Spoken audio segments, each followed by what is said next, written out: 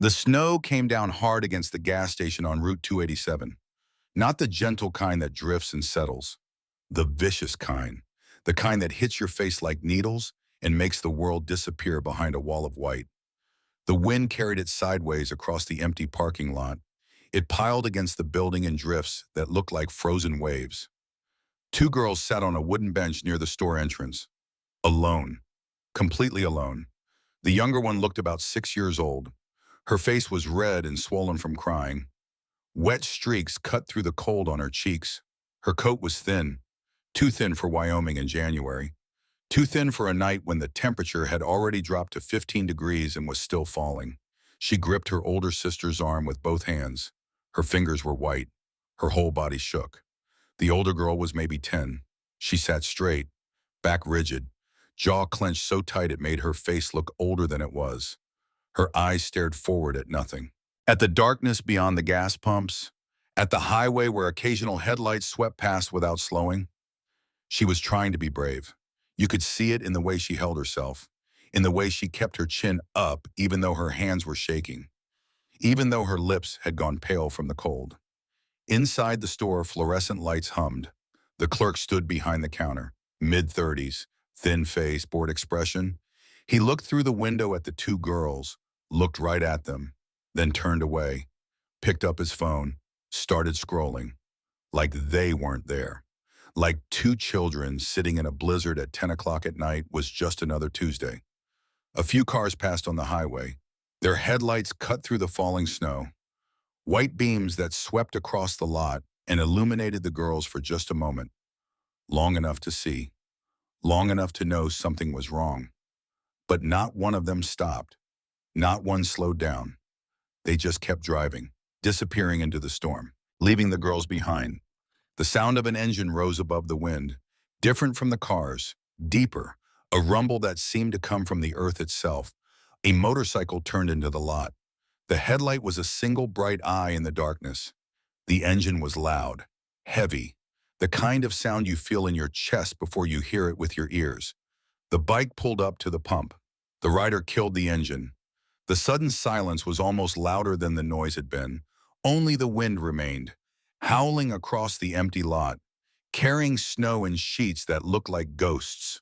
The rider pulled off his helmet, a big man, massive, 6'4" at least, shoulders that seemed to fill the space around him. He had a gray beard that reached his chest. It was braided with leather cord. Weathered and worn from years on the road, his face was hard, lines carved deep around his eyes and mouth, the kind of lines that come from squinting into the sun for decades. From facing wind and weather without shelter, from seeing things that leave marks on a person's soul. He wore a leather vest over a heavy jacket. The vest was covered in patches, a skull with lightning bolts. The words Thunder Road MC arched across the back in silver letters. Wyoming chapter beneath it. More patches on the front, pins and symbols that told stories to anyone who knew how to read them. He started toward the pump, took 2 steps, then stopped. His eyes moved to the bench, to the 2 girls sitting there in the snow. His expression didn't change, but something shifted. Something in the way he held himself, like a man who had just seen something that changed everything.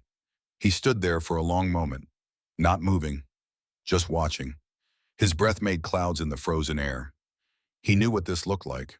A big man in leather, covered in patches that most people crossed the street to avoid, walking toward 2 children alone in the dark. He knew exactly what people would think, what they would say, what they would do. He had been looked at with suspicion his entire adult life, had been judged for the way he dressed, for the bike he rode, for the brothers he chose, for the life he lived outside the lines that regular people drew. He had learned to keep his distance from situations like this, had learned that men like him didn't get the benefit of the doubt, ever. But the older girl was looking at him now. Her eyes were wide, steady, not looking away. And something in those eyes held him there. Not fear, not of him anyway. Something else. Something that looked a lot like hope mixed with desperation. Like she was waiting. Like she had been waiting for someone. Anyone. And now someone was finally here. The younger girl buried her face in her sister's shoulder. Her small body shook with sobs. The sound carried across the empty lot, high and sharp and breaking. The older girl wrapped an arm around her, held on tight, but kept her eyes on the man standing by the motorcycle. Cole Brennan had seen a lot of things in 46 years. He had seen fear before, had seen it on children's faces, knew what it looked like when a kid was scared, really scared. And he knew what it meant when two girls were sitting outside a gas station in the middle of a blizzard at 10 o'clock at night with no adult in sight. He also knew what people saw when they looked at him. A biker, an outlaw, someone dangerous, someone to avoid. He had made peace with that a long time ago, or thought he had, but standing here now, looking at these two kids, something inside him refused to walk away. He took a step forward. The younger girl cried harder. Her voice broke into sounds that didn't have words, just raw terror spilling out into the frozen night. The older girl opened her mouth, closed it, opened it again. Her voice came out small, barely loud enough to hear over the wind. Please. That one word hit Cole harder than anything had hit him in years. Harder than fists, harder than falls, harder than the thousand small cruelties that came from living on the margins of the world. That one word from a 10-year-old girl who was trying to hold everything together and couldn't anymore. He stopped 5 feet from the bench, close enough to hear her, far enough to give them space. His hands stayed at his sides. Open, visible, not threatening, just there. Where's your mom? The older girl's chin trembled. She looked down at her sister, then back at Cole. Her voice cracked when she spoke. She said she'd be right back. How long ago, the girl didn't answer, but her eyes did. They filled with something that looked like fear mixing with shame. Like she already knew the truth but couldn't say it out loud. Like saying it would make it real. Cole looked at the store. The clerk was watching now, still standing behind the counter, arms crossed, doing nothing. Just watching like this was entertainment. Cole looked back at the girls. The snow was getting heavier, coming down in sheets that made it hard to see more than a few feet. The younger one's lips were turning pale. Her crying had quieted to whimpers. The older girl was shivering now too, but she kept her eyes on Cole, still waiting, still hoping.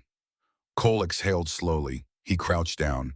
Not all the way, just enough to be closer to their level, to be less of a tower looming over them. I'm going to help you, but I need you to trust me. Can you do that? The older girl stared at him. For a long moment she just stared, like she was trying to see inside him, trying to decide if this man in leather and patches was someone she could trust or just another person who would let her down. Then slowly she nodded. The younger one lifted her face from her sister's shoulder. Her cheeks were raw from the cold and the crying. Her eyes were swollen, almost shut. She looked at Cole like she was trying to decide if he was safe. Then without warning, she reached out and grabbed the edge of his jacket. Her small fingers closed around the leather and held on. Cole froze. He looked down at the tiny hand gripping his jacket, at the fingers that were so small they barely wrapped around the material.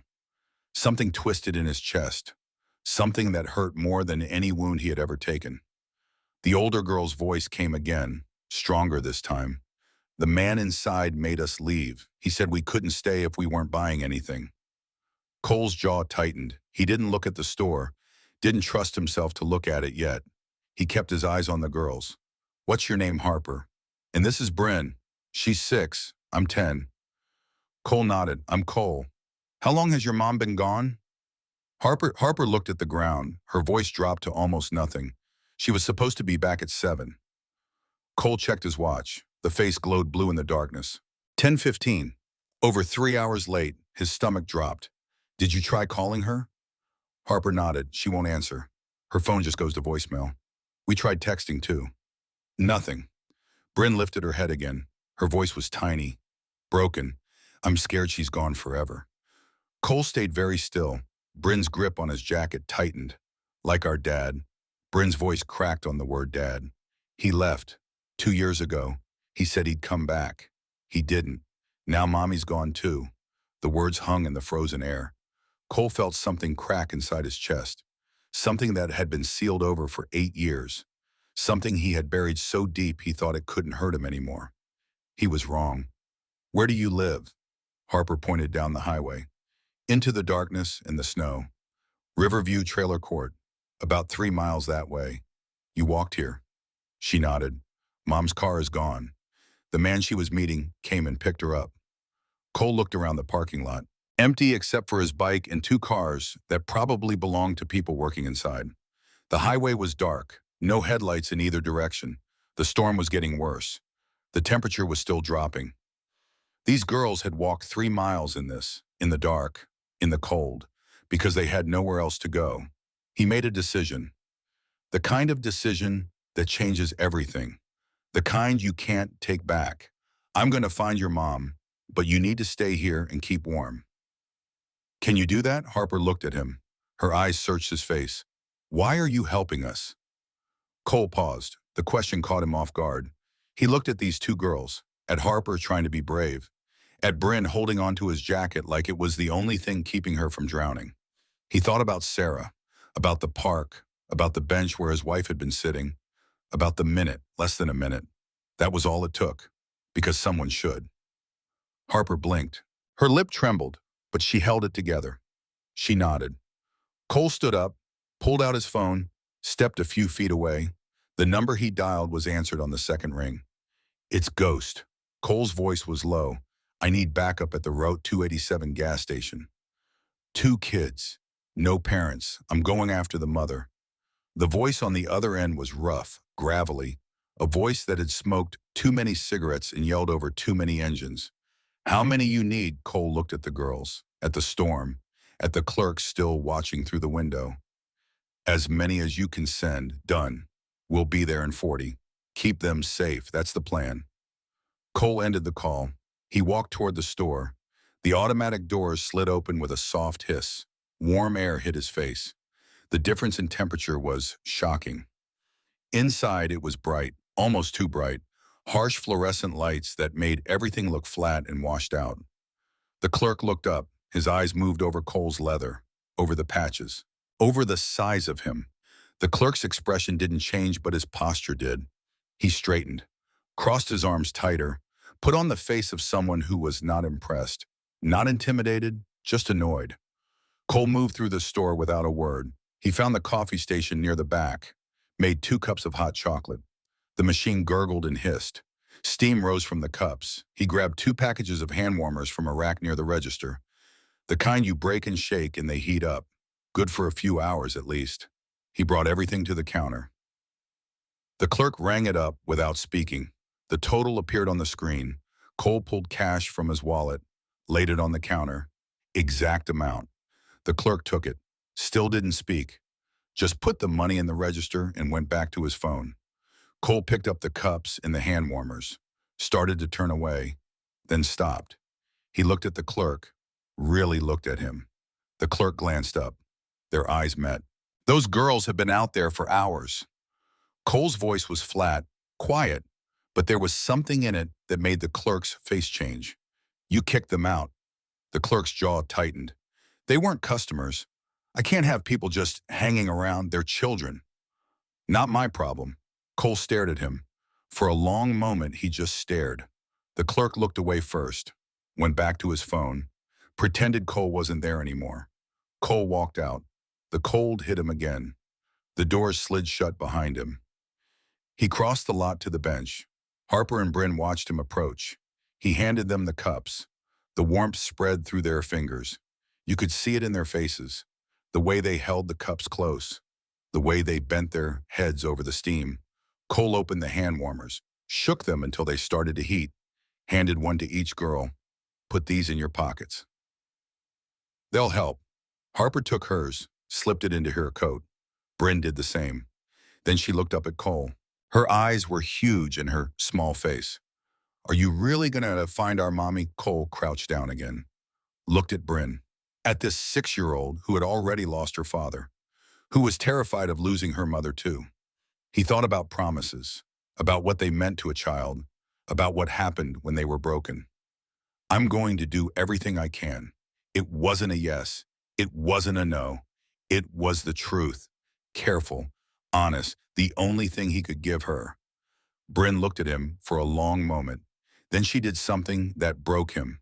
She let go of his jacket, reached up with both arms, and wrapped them around his neck, hugged him, This tiny girl who had every reason not to trust anyone, who had been abandoned by her father and was sitting in the snow because her mother hadn't come back.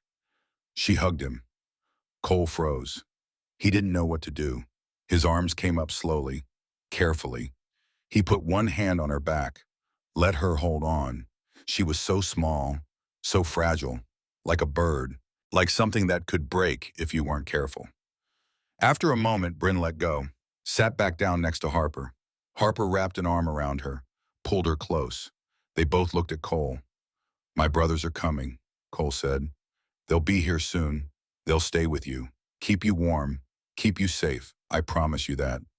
Harper nodded. She believed him, or wanted to, or had no choice but to. Cole stood, walked toward his bike. The rumble of engines rose in the distance. Coming closer, 6 motorcycles turned into the lot. Thunder Road patches on every back. They pulled up in formation, killed their engines one by one. The silence after was thick. The riders dismounted.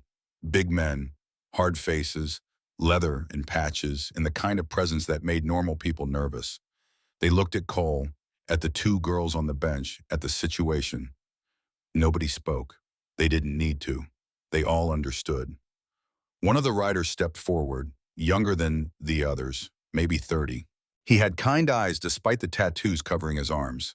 He walked over to the bench, crouched down like Cole had. "Hey, I'm Finn. Your names are Harper and Bryn, right?" Harper nodded. "Cool names," Finn smiled. "We're going to hang out here with you while Ghost goes to find your mom. That okay?" Bryn looked at Harper. Harper looked at Cole. "Who's Ghost?" Finn grinning. "That's what we call him." He pointed at Cole. "Best tracker we got. If your mom's out there, he'll find her." Cole pulled on his helmet, started his bike. The engine roared to life. Before he pulled away, he looked at the girls one more time.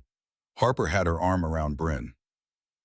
They were holding their hot chocolate, surrounded by 6 bikers who looked terrifying but were being gentle, who were there because Cole had called. Because this is what they did. This is what mattered. Cole twisted the throttle. The bike surged forward. He pulled out of the lot and onto the highway, into the storm, into the darkness. Behind him, the gas station lights grew smaller, disappeared. Ahead was nothing but snow and road and the hunt. He rode hard. The wind hit him like a wall.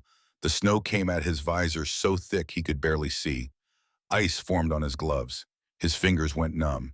His face felt like it was being cut with razors. But he didn't slow down. Couldn't slow down. Every minute that passed was a minute those girls sat waiting. A minute their mother was with someone who hadn't brought her back. The diner appeared on his left. Valley View, a low building with a neon sign that flickered in the wind. Half the parking lot was empty. He pulled in, parked near the entrance, killed the engine. Inside it was warm. The smell of coffee and fried food hit him immediately. A few customers sat in booths near the windows. Older couples, a trucker nursing coffee at the counter, a waitress wiping down tables. The night manager stood by the register. Cole walked to the counter, pulled off his gloves. The manager looked up, saw the leather, saw the patches. His expression closed off, became neutral, careful. "Help you. I'm looking for a woman named Sienna Hart. She works here." The manager's eyes narrowed. "Who's asking?" "Someone who needs to find her." The manager crossed his arms. "She's not here. Left around 5. Had plans." Cole leaned against the counter. Not aggressive, just tired. Just a man who had been riding through a blizzard and needed information. "Do you know where she went?" The manager shook his head. "Personal business. I don't ask." A voice came from behind Cole. An older woman's voice, rough around the edges. "I know." Cole turned. A waitress stood a few feet away, maybe 55. Gray hair pulled back in a bun, sharp eyes, lines around her mouth from years of forced smiles. She looked at Cole, at his cut, at the patches. Something in her expression said she wasn't afraid. "Just assessing." "You're looking for Sienna," Cole nodded. "Why, her daughters are sitting outside a gas station on Route 287 in a blizzard. She was supposed to be back 3 hours ago. She's not answering her phone." The waitress's face changed, went from skeptical to concerned in an instant. Her daughters Harper and Bryn, 10 and 6. The waitress looked at the manager, then back at Cole. She jerked her head toward a booth in the corner, walked over, sat down. Cole followed, slid into the seat across from her. "I'm Marlene," she said quietly. "I've worked here 20 years, known Sienna for 6. Good woman, works hard, loves those girls more than anything." Cole waited. She met someone online, guy named Logan. He's been in here a few times over the past couple weeks, always smiling, always polite, always paying. But, she stopped, looked out the window at the snow. "But what? There's something off about him." Marlene's voice dropped even lower. "The way he watches people, like they're not real, like they're things. I've seen it before. Long time ago, my sister dated a man like that.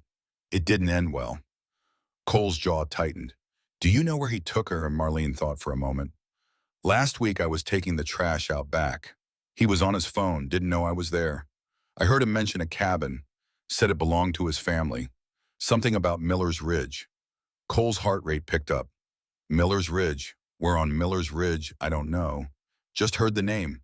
But it's not a big area, maybe 10 miles of mountain road. Handful of cabins, most of them empty this time of year." Cole stood. Marlene reached out, grabbed his wrist. "You find her," she said. "Those girls need their mother. And Sienna, she's been through enough. Husband left 2 years ago, just walked out. Never looked back. She doesn't deserve this." Cole looked down at her, at the fear in her eyes, at the hope mixed with it. "I'll find her." He walked out into the cold, pulled out his phone, dialed. "I've got a location." Cole said when Axel answered. "Miller's Ridge. Cabin, family property supposedly. Name's Logan, last name unknown." Axel's voice came through, rough with static. "Roads are bad. Ghost. We're moving, but it's slow. Might be 90 minutes. Cole looked up at the sky, at the snow that showed no sign of stopping. "I don't have 90 minutes. There was a pause. "You going in alone?" Cole didn't answer. Axel sighed. "Be careful, brother. We're coming as fast as we can." The line went dead. Cole mounted his bike, sat there for a moment, thought about what he was riding into. A cabin in the mountains, in a blizzard, looking for a woman who might or might not be there, who might or might not be in danger, and a man he knew nothing about except that he set off alarms in people who paid attention. He thought about Harper and Bryn, about the way Bryn had hugged him, about Harper trying to be brave, about the promise he had made. Not the words, the intent. He was going to do everything he could. Cole started the engine. The sound was loud in the quiet parking lot. He pulled onto the highway, headed north, toward the mountains, toward Miller's Ridge, toward whatever was waiting there in the dark. The road climbed, steep and winding. The snow was deeper here. The wind was stronger. It pushed against him, tried to force him off the road. He leaned into it, fought for every mile. His hands were numb now, completely numb. He couldn't feel the grips anymore. Just trusted muscle memory, just held on and kept going. The trees grew thicker, tall pines that blocked what little light came from the sky. The road became a tunnel through darkness. His headlight was the only thing cutting through the storm, the only thing between him and blindness. He thought about Sarah, couldn't help it, riding into danger, looking for someone's daughter. It was all too familiar, all too close to the thing that had broken him 8 years ago, the thing he had never really recovered from. Sarah had been 7, brown curls that bounced when she ran, a laugh that filled every room, questions constantly. Why is the sky blue, Daddy? Where do stars go in the daytime? What happens when you die? He had answered them all, or tried to, had loved every single question because it meant she was curious, meant she was a room, meant she was his. The park had been 3 blocks from their house, safe neighborhood, playground with new equipment. His wife had taken Sarah there while he was at work, sat on a bench 20 feet away, looked at her phone, checked a text, less than a minute. When she looked up, Sarah was gone, just gone, like she had never existed. The police searched for weeks. They followed every lead, checked every camera, knocked on every door, put her face on every news station. Nothing, no trace, no witnesses, no body, just a 7-year-old girl who vanished into thin air in broad daylight in a safe neighborhood while her mother sat 20 feet away. Cole's marriage had lasted another year. But it was already over. His wife blamed herself, couldn't look at him, couldn't be in their house, couldn't live with the ghost of their daughter in every room. She left, moved across the country. He didn't blame her. How could he?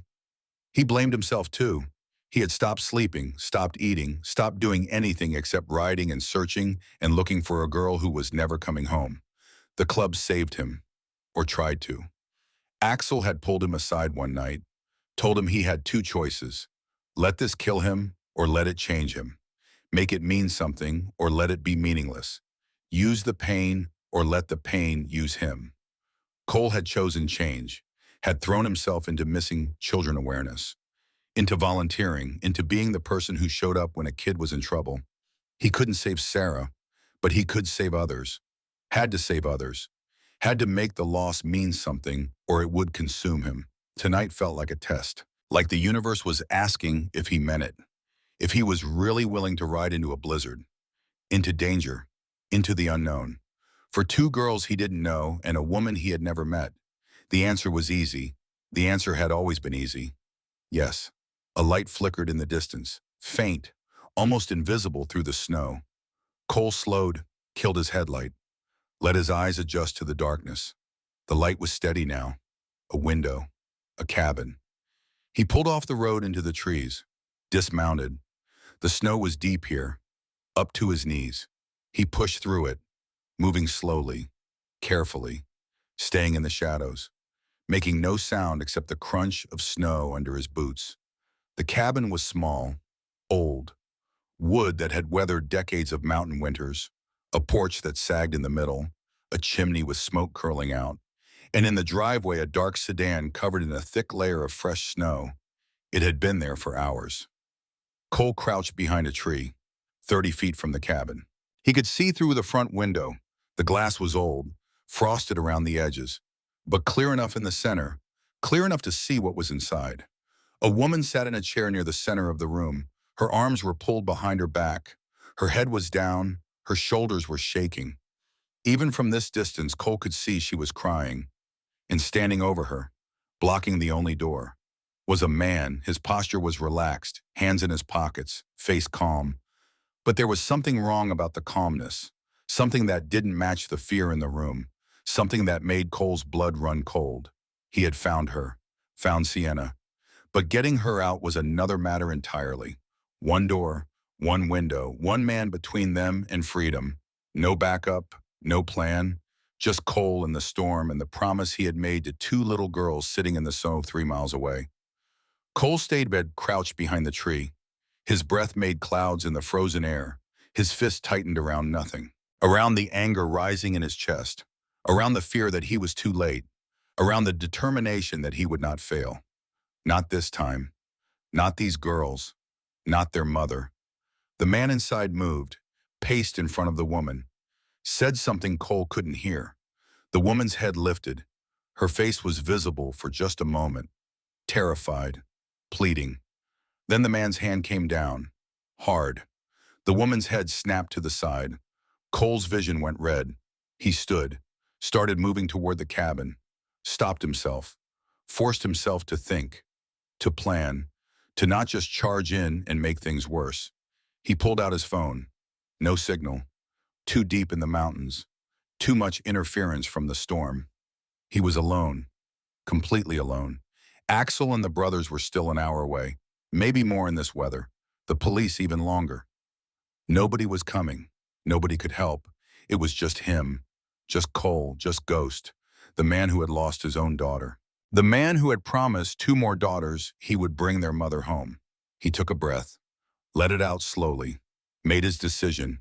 There was only one way to do this, only one way that didn't end with someone getting hurt.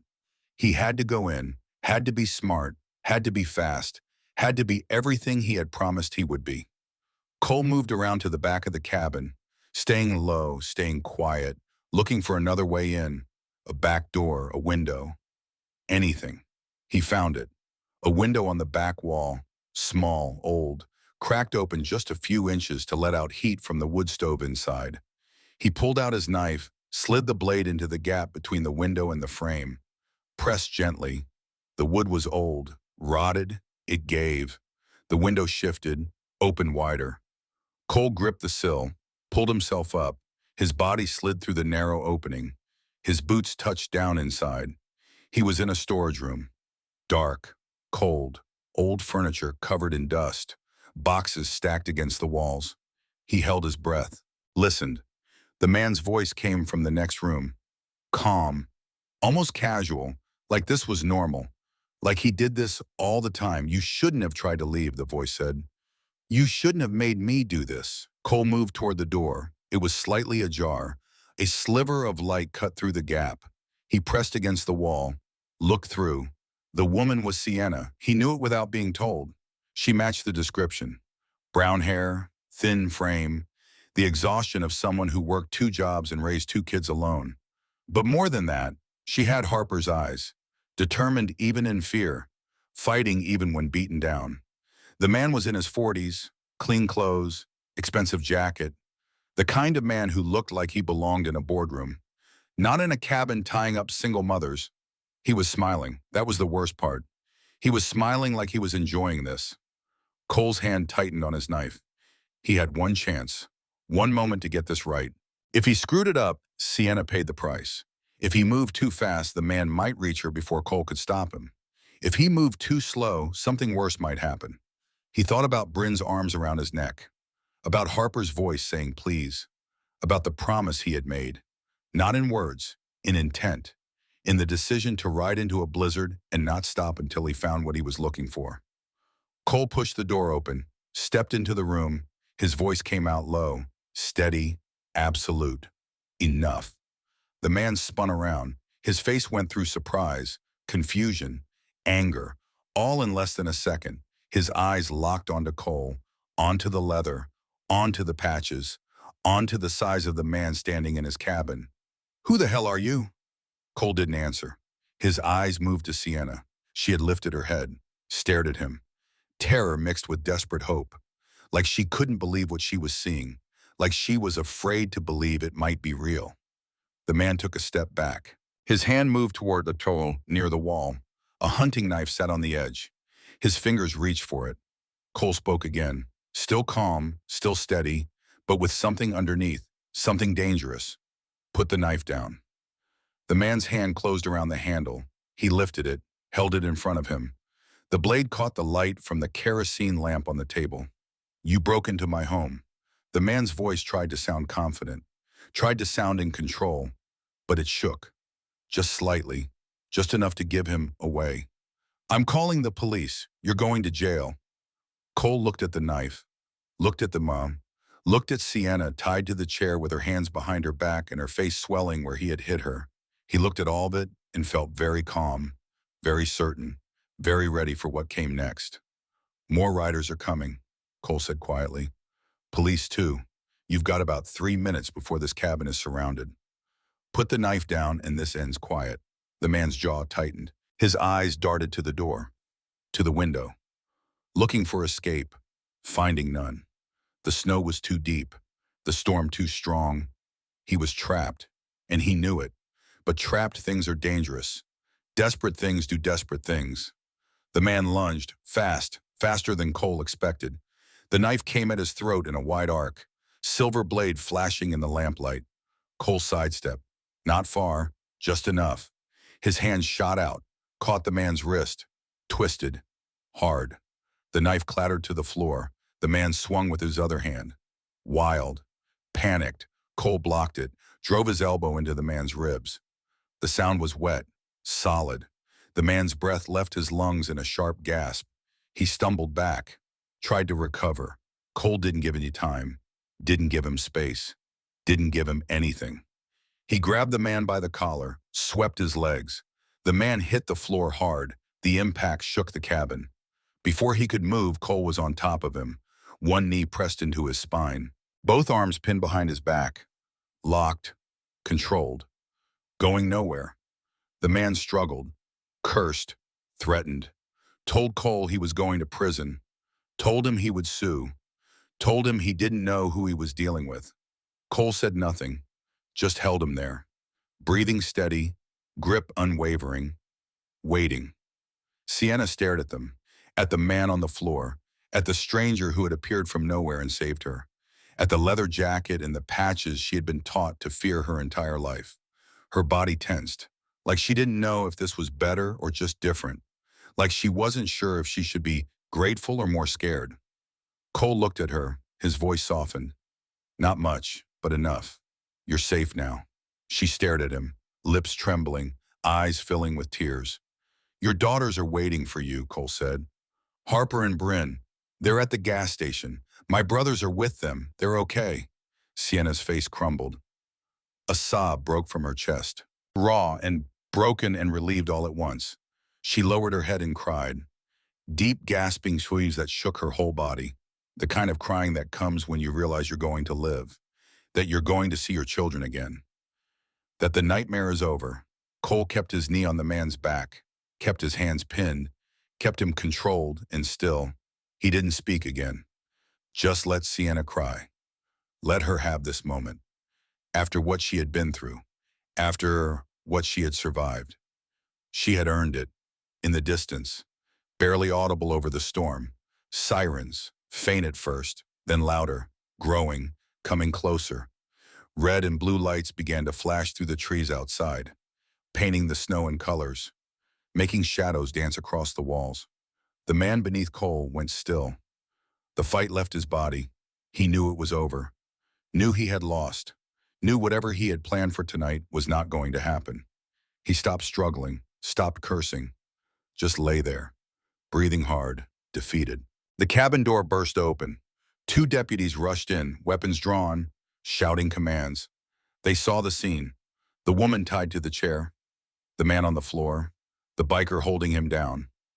Their training kicked in, guns up, clear the room, assess threats. Cole raised his hands slowly, carefully, stepped back, let the man go, stood up and put his hands where they could see them. He's the one you want, Cole's voice was calm. Even, like this was just another Tuesday. She's the victim. One deputy moved to the man, pulled him up, cuffed him, read him his rights in a monotone that said he had done this 1,000 times.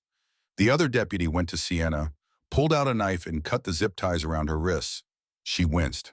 The plastic had cut deep. Blood rushed back into her fingers. The pain made her gasp. Ma'am, are you hurt? Sienna nodded, then shook her head, then nodded again. She didn't know how to answer, didn't know what hurt and what didn't anymore. Everything was pain. Everything was fear. Everything was relief. The deputy helped her stand. Her legs nearly gave out. He steadied her, helped her to a chair that wasn't covered in blood, let her sit, gave her space, asked if she needed medical. She shook her head, just wanted her girls, just wanted to go home. She looked across the room at Cole, at the man in leather who had walked into hell and pulled her out, who had fought for her without knowing her, who had kept a promise to her daughters without them even knowing he had made it. Thank you. Her voice was barely a whisper, broken, hoarse from screaming, from crying, from everything, but sincere, more sincere than anything she had ever said. Cole nodded once, that was all.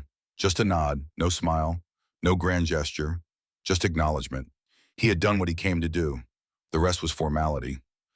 Outside, more vehicles arrived. An ambulance, another patrol car, the cavalry that was always too late, always arrived after the real work was done. They filled the cabin, asked questions, took statements, documented everything. Cole answered what he needed to, said nothing more.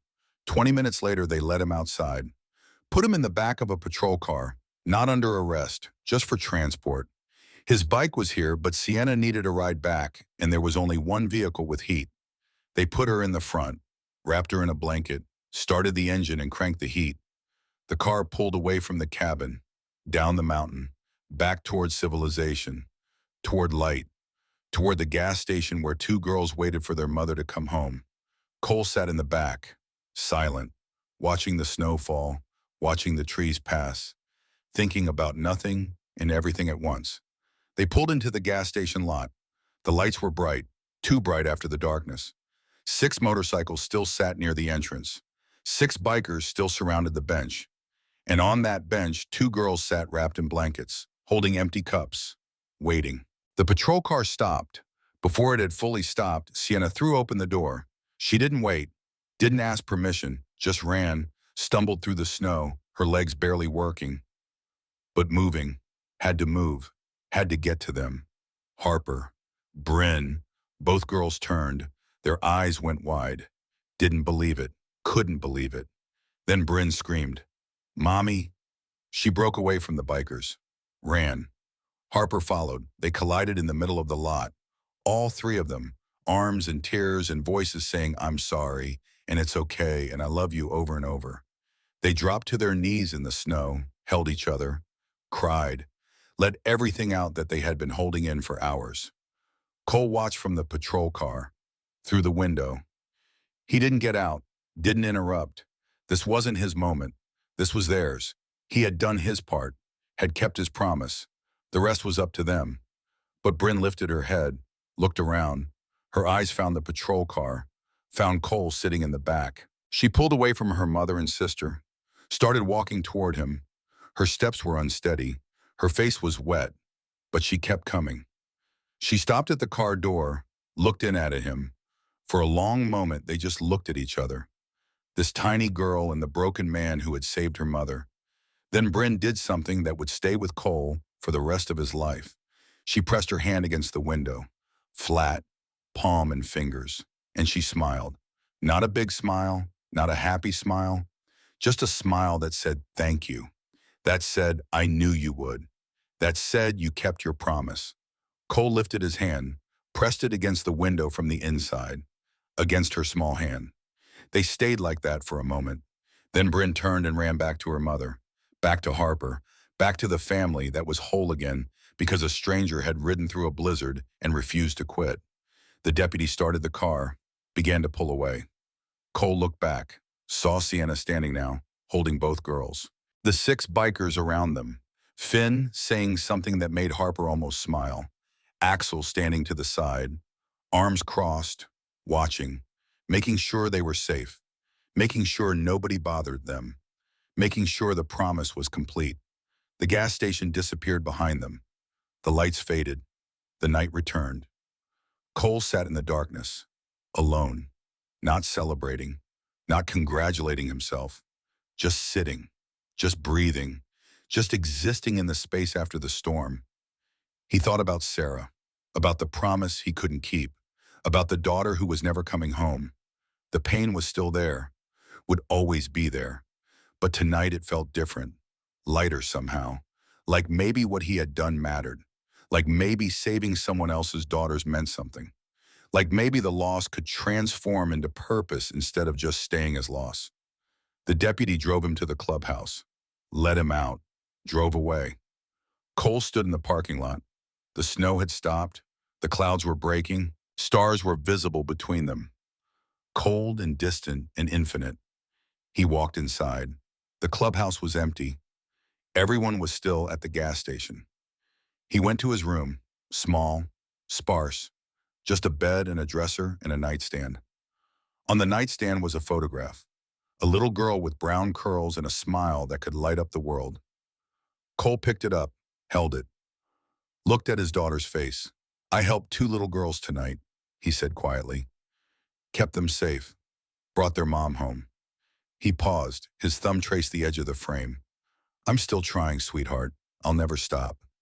He set the photograph down, lay back on the bed, didn't take off his boots, didn't take off his cut, just lay there in the dark, exhausted, aching, but feeling something he hadn't felt in 8 years, like maybe he had done enough, just for tonight, just for now, like maybe that was okay. Outside, the wind picked up again. The storm wasn't over, just resting, gathering strength. Tomorrow it would start again. Tomorrow there would be more people who needed help, more children in danger, more promises to keep. But tonight the promise was kept. Tonight 2 girls had their mother back.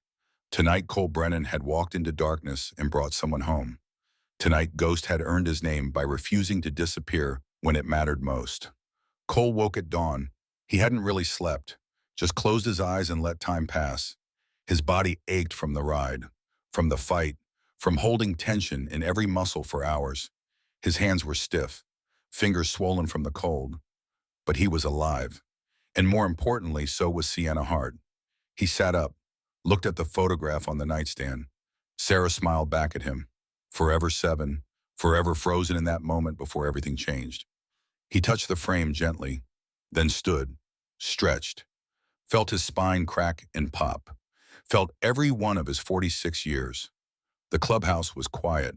Most of the brothers had stayed at the gas station until late, making sure Sienna and the girls got home safe, making sure they had food, heat, everything they needed. That's what Thunder Road did. Showed up, stayed, made sure the job was complete. Cole walked to the bathroom, turned on the shower, let it run until steam filled the small space. Stepped under the water. It was too hot, burned his frozen skin. He didn't adjust it, just stood there in the letter and let it hurt. Let it wake him up. Let it wash away the snow and the fear and the adrenaline that still hummed under his skin. He thought about the man in the cabin, Logan, the way he had smiled while Sienna cried, the casual cruelty in his voice, the practiced movements, like he had done this before, like it was routine. That thought wouldn't leave Cole alone, wouldn't let him rest. Men like that didn't appear overnight, didn't wake up one day and decide to kidnap someone. They built to it, practiced, refined their methods, left trails. Cole dried off, got dressed, walked to the main room of the clubhouse. Axel was already there, sitting at the long table with a laptop open, coffee steaming in a mug beside him. He looked up when Cole entered. Morning ghost, Cole nodded, poured himself coffee from the pot on the counter. Black, no sugar, sat down across from Axel. Couldn't sleep either, Axel asked. Cole shook his head. Been digging. Axel turned the laptop around so Cole could see. Ran Logan Pierce through every database I could access, official and otherwise. What did you find? Axel's expression was grim. Logan Pierce isn't his real name. Cole felt his stomach drop. What Axel pulled up a document, a police report from Montana, 3 years ago. Same face, different name. Christopher Wade, arrested for harassment and stalking. Single mother, met her online. Got too possessive. She filed a restraining order. Charges were dropped when she suddenly moved out of state. Cole stared at the screen. Keep going. Axel clicked to another file. Idaho. 2 years ago. David Sullivan. Same pattern. Single mom. Online relationship. She disappeared for 3 days. Showed up at a police station 50 miles away. Refused to press charges. Said it was a misunderstanding. Another file. Colorado. 18 months ago. Marcus Holt. Another single mother. She filed a report. Said he had taken her to a cabin. Tied her up. She escaped through a window. By the time police went to investigate, he was gone. No trace. Just an empty cabin and a rental car abandoned at the airport. How many? Cole's voice was flat. Axel looked at him. At least 4 identities we've found so far. That's just what's in the system. Who knows how many more? How many women who never reported? How many who didn't survive to report? The words hung in the air between them. Heavy, dark, undeniable. Cole's hands tightened around his coffee mug. The ceramic was hot against his palms. He welcomed the burn. The police know this. They do now. Axel closed the laptop. I sent everything to the lead detective on Sienna's case. Detective named Graham.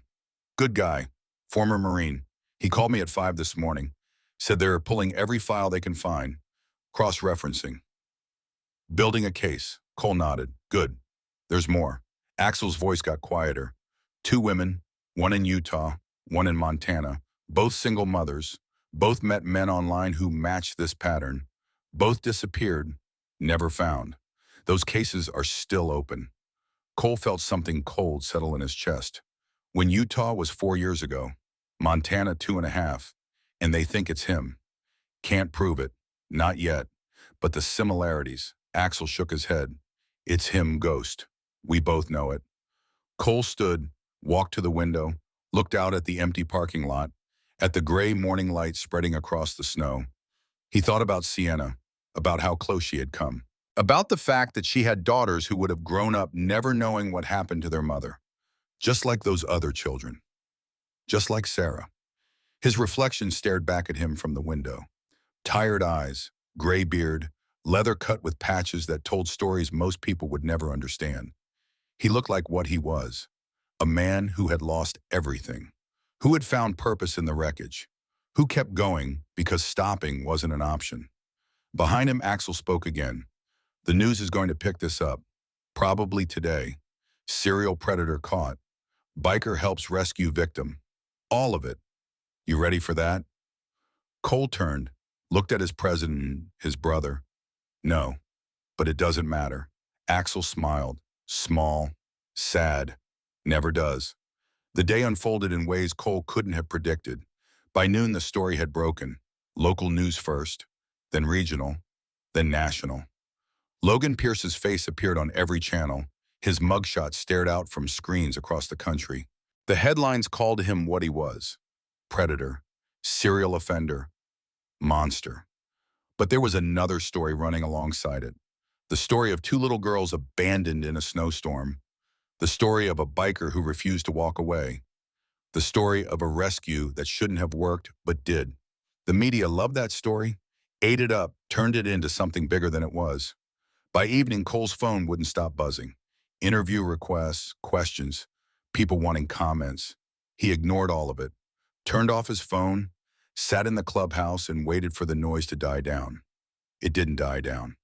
The next morning, a reporter showed up at the clubhouse. Young woman, mid-20s, earnest face. She knocked on the door until Finn answered. Asked to speak to the man who saved Sienna Hart. Finn told her to leave. She refused. Said the public had a right to know. Said this was important. Said people needed to hear good stories. Needed to see heroes. Finn closed the door in her face. But she came back the next day. And the day after that. Different reporters, different stations, all wanting the same thing. The story, the details, the emotion. Cole remained invisible, stayed in the back, let the others handle it. He had done what he needed to do. The rest was noise. 3 days after the rescue, Cole rode to the grocery store.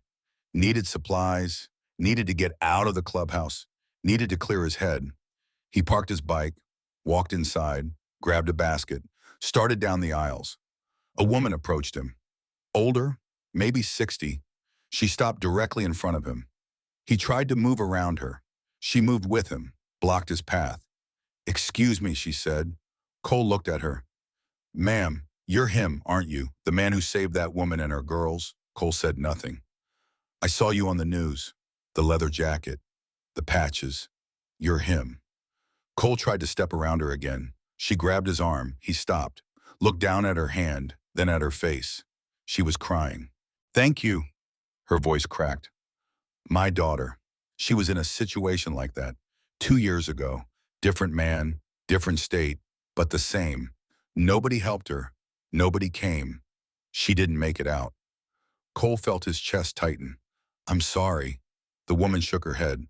"Don't be sorry. Just thank you for helping that woman, for showing up, for not walking away. You gave those girls their mother back. You gave them what my grandchildren didn't get. So thank you." She let go of his arm, wiped her eyes, walked away. Cole stood there in the middle of the aisle holding a basket and trying to breathe. The fluorescent lights hummed overhead. The store music played something cheerful and hollow. People moved around him, going about their lives, not knowing, not understanding. He finished his shopping, paid, left, rode back to the clubhouse. Didn't tell anyone about the woman. Didn't know how to explain what it meant. Didn't have words for the way it made him feel. That night at the clubhouse, Axel gathered everyone. 12 brothers in the main room. Coffee and beer on the table. The mood was serious. Axel stood at the head of the table, looked at each of them. "We need to talk about what happened, about what it means." Finn spoke up. "Means we did the right thing. Means Ghost saved a woman and her kids. That's what it means." Axel nodded. "It does. But it also means something changed. The community. The way people look at us. You've all seen it. The attention, the thanks, the recognition." Cole leaned back in his chair. "Where are you going with this?" Axel looked at him. "This is a chance, Ghost. A chance to show people who we really are. Not the image, not the stereotype. The reality. We've been doing this work for years. Helping families, missing kids, community support, but always in the shadows. always quietly. Maybe it's time we stepped into the light. Cole shook his head. We don't do this for recognition. I know that. We all know that. But recognition means resources, means connections, means more people we can help. Axel crossed his arms. I'm not saying we change who we are. I'm saying we let people see who we've always been. The room was quiet. The brothers looked at each other. Years of being judged, years of being feared, years of proving themselves over and over to a world that didn't want to see. Now maybe the world was finally paying attention. 1 week after the rescue, an envelope arrived at the clubhouse. Addressed to Ghost. No return address. Just a name written in careful letters. Bryn. Cole opened it alone. Inside was a single piece of paper. Construction paper. Yellow. A drawing made with crayons. A motorcycle with big wheels. A man in a leather jacket. Snow falling in white and blue streaks. The man had a gray beard. A smile that didn't quite look like Cole's face but was clearly meant to be him. Above the drawing were 3 words in uneven child's handwriting. My hero, Ghost. Below it, a note in adult writing. Sienna's writing. Thank you for keeping your promise. We will never forget. Harper Bryn and Sienna Hart. Cole stared at the drawing for a long time, at the crooked wheels and the simple shapes in the careful attempt to capture something that mattered. He folded it carefully, put it in his wallet, in the pocket next to Sarah's photograph. 2 little girls, 1 he couldn't save, 2 he could. The investigation into Logan Pierce expanded daily. Detective Graham worked 16-hour days, pulling files, making calls, following leads that went back years. What he found painted a picture of a man who had been hunting for a long time. Logan Pierce had been born James Logan Winters in Ohio 42 years ago. Clean childhood, normal family. Nothing in his early years suggested what he would become. He graduated high school, attended community college, worked sales jobs, got married at 25, divorced at 28, no children. The divorce seemed to be the turning point. His ex-wife had filed a protective order, said he became obsessive, controlling, would show up at her work, her friends' houses, wouldn't accept that it was over. Eventually she moved across the country, changed her name. He couldn't find her. After that, the pattern began. He would target single mothers, women who were vulnerable, who wanted connection, who needed help. He would present himself as successful, stable, someone who could make their lives easier. He studied them, learned their routines, their weaknesses, their fears. Then he would isolate them, slowly at first. Suggestions that their friends didn't really care, that their families didn't understand, that he was the only one who truly loved them. By the time they realized what was happening, it was usually too late. The laptop they found in the cabin told the whole story, files organized by state and year, photographs of women he had targeted, notes about their schedules, their children, their vulnerabilities, a journal that read like a hunting log, dates, locations, outcomes. Some outcomes were marked successful. Those were the women who got away, who reported him, who forced him to move and change identities. Others were marked incomplete. Those were the ones where something went wrong, where his plans didn't work out, where he had to abandon the operation. 2 were marked permanent. Utah and Montana, the 2 women who had never been found. Detective Graham read those entries and felt his blood run cold. Logan had written about them like they were trophies, like they were accomplishments. The FBI got involved, though. This was interstate. Multiple victims, multiple identities. Federal crimes stacked on state charges. They brought resources. Once a technology. Within 2 weeks, they had connected Logan to 6 confirmed victims across 5 states, with more leads coming in daily. Sienna Hart's case became the keystone. She had survived. She could testify. She could identify him. She could tell her story in a courtroom and make a jury understand exactly what kind of man they were dealing with. The prosecutors built their case around her. But testifying meant reliving it, meant facing him again, meant standing in front of strangers and describing the worst night of her life in clinical detail, meant having defense attorneys try to discredit her, blame her, make her the villain of her own story. She wasn't sure she could do it. 2 weeks after the rescue, Cole rode to Riverview Trailer Court. He hadn't been back since the night he found the girls at the gas station.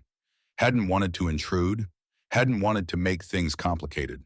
But Detective Graham had called him, said Sienna was struggling, said she was thinking about not testifying, said maybe Cole could help. He found the Hart trailer easily.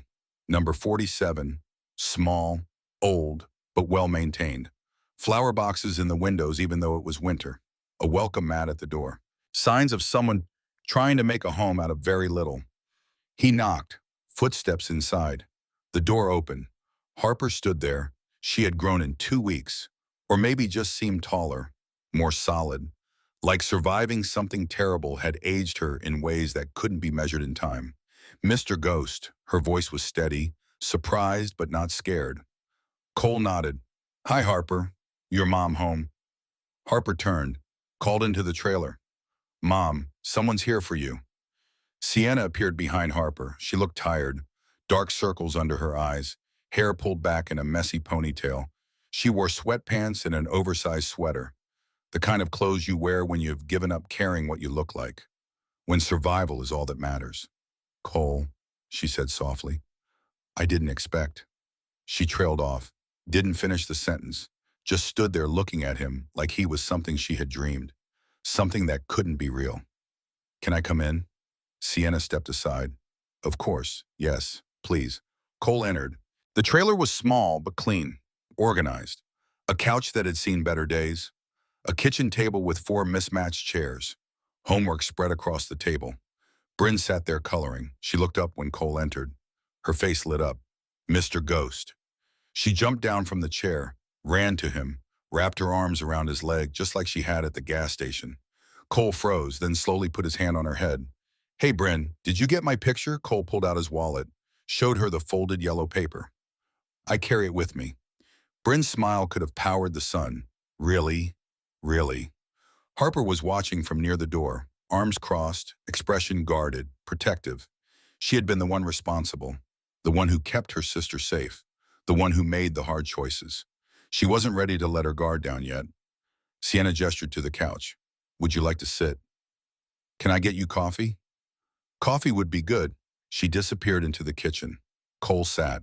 Bryn climbed up next to him, pressed against his side like they were old friends, like he was someone safe, someone who had proven himself.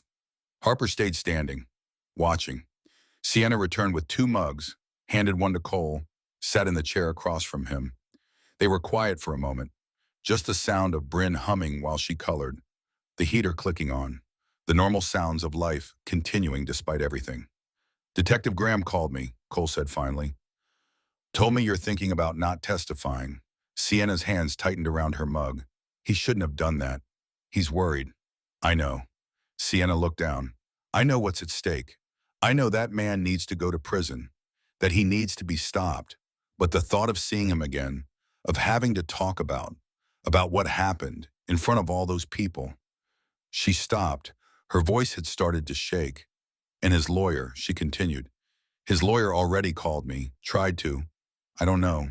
Make it seem like it wasn't that bad. Like I went willingly, like I could have left at any time, like it was my fault for going with him in the first place. Cole listened, didn't interrupt, didn't try to fix it, just let her talk.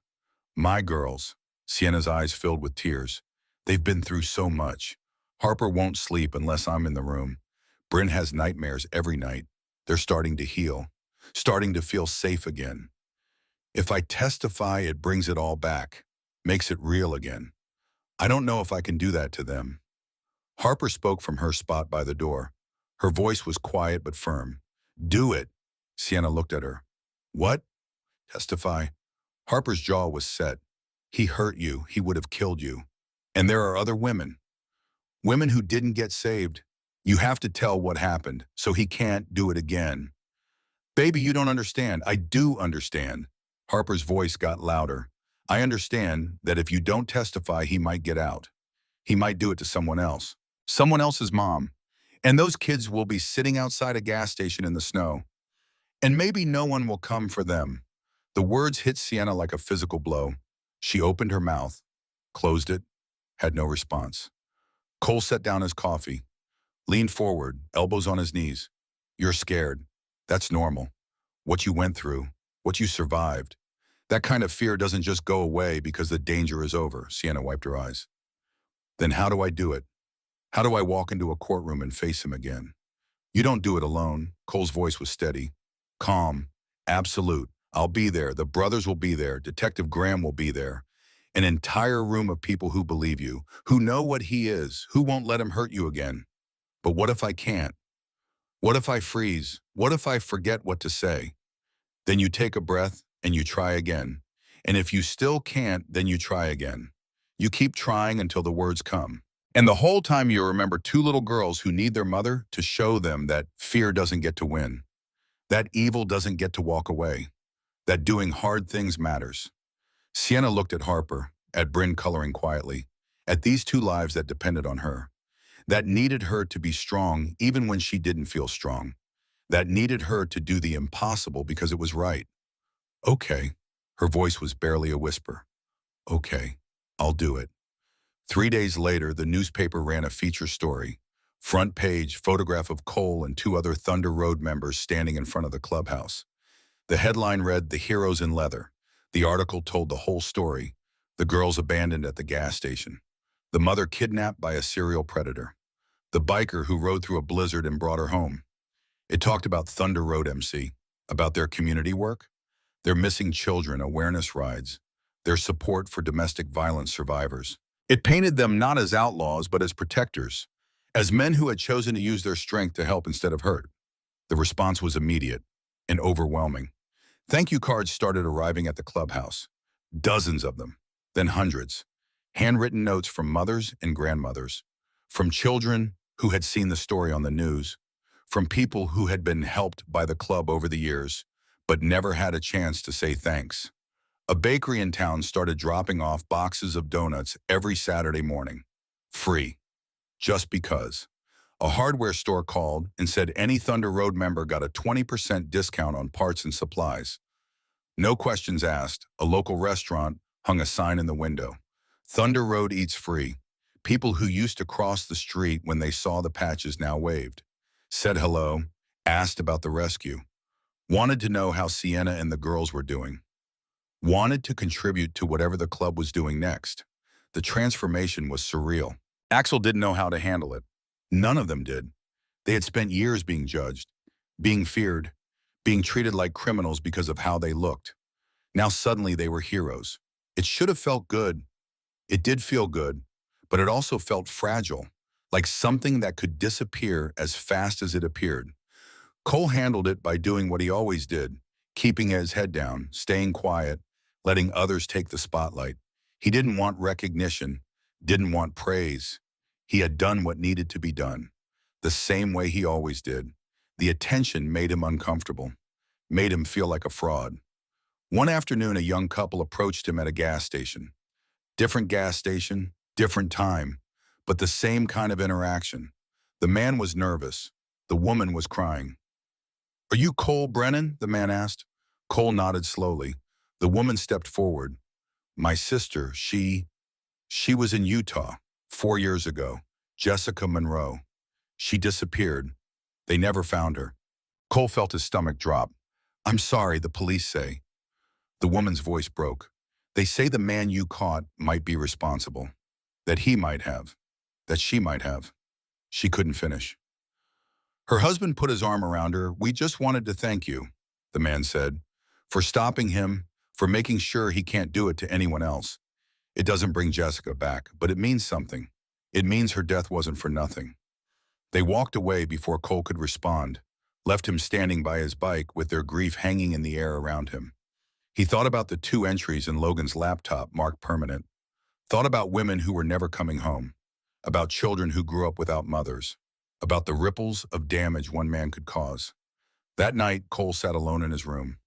The photograph of Sarah on the nightstand, the crayon drawing from Bryn in his wallet, the weight of 2 women who died and 2 girls who didn't. He thought about the question he asked himself every day. Was it enough? Was saving some people enough when you couldn't save them all? When you carried the weight of the ones who slipped through your fingers? When you knew that for every happy ending, there were a dozen tragedies you never even heard about? He didn't have an answer, probably never would. But sitting there in the dark, he realized something. The weight in his chest. The stone that had been there for 8 years. The thing that made it hard to breathe sometimes. It was lighter. Not gone. Never gone. But lighter. Saving Sienna hadn't brought Sarah back. Hadn't undone what happened. Hadn't made the pain disappear. But it had proved something. That the loss could transform. That it could become purpose instead of just staying as loss. That maybe Sarah's death didn't have to be meaningless if it pushed him to save others. The trial was set for 3 months out. Logan Pierce was being held without bail. Multiple charges across multiple states. The federal charges alone could put him away for life. But the prosecutors wanted state charges too. Wanted multiple convictions. Wanted to make absolutely certain he never walked free. Sienna prepared with the help of a victim advocate, practiced her testimony, learned how to handle cross-examination, built up armor against the questions that would try to break her. Cole attended some of the prep sessions, sat in the back, gave her someone to look at when she needed strength. Harper and Bryn saw counselors twice a week, worked through the trauma, the fear, the abandonment, the way that one night had changed everything. They were resilient. Kids always were. But resilience didn't mean unharmed. It just meant surviving. They would carry this forever. The trick was teaching them how to carry it without being crushed. Thunder Road started hosting community events, safety workshops, self-defense classes, awareness campaigns about online predators. They brought in experts, police, social workers, survivors, turned the clubhouse into a space for healing instead of just a place to drink and work on bikes. Axel stood in front of the room at the first event, looked at the 50 people who had shown up. Regular people, families, single mothers, people who 6 months ago would never have walked into an MC clubhouse. "We're not here to tell you we're heroes," Axel said. "We're not. We're just people who decided that protecting the vulnerable matters, that showing up matters, that doing the hard thing when it would be easier to look away matters. And we want to help others do the same." The room applauded, not because it was dramatic, because it was true, because they believed him, because Thunder Road had proved it. After the event, an older man approached Cole. He walked slowly, used a cane, but his eyes were sharp, knowing. "You don't remember me, do you?"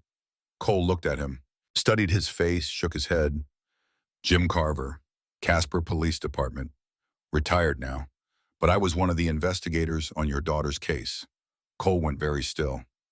"Mr. Carver, I heard about what you did, saving that woman and her girls." The old detective's voice was rough. "And I wanted you to know what happened to Sarah. It wasn't your fault. It wasn't your wife's fault.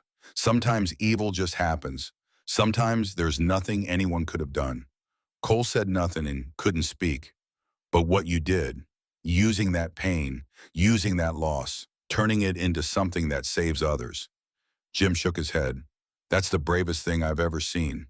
Your daughter would be proud."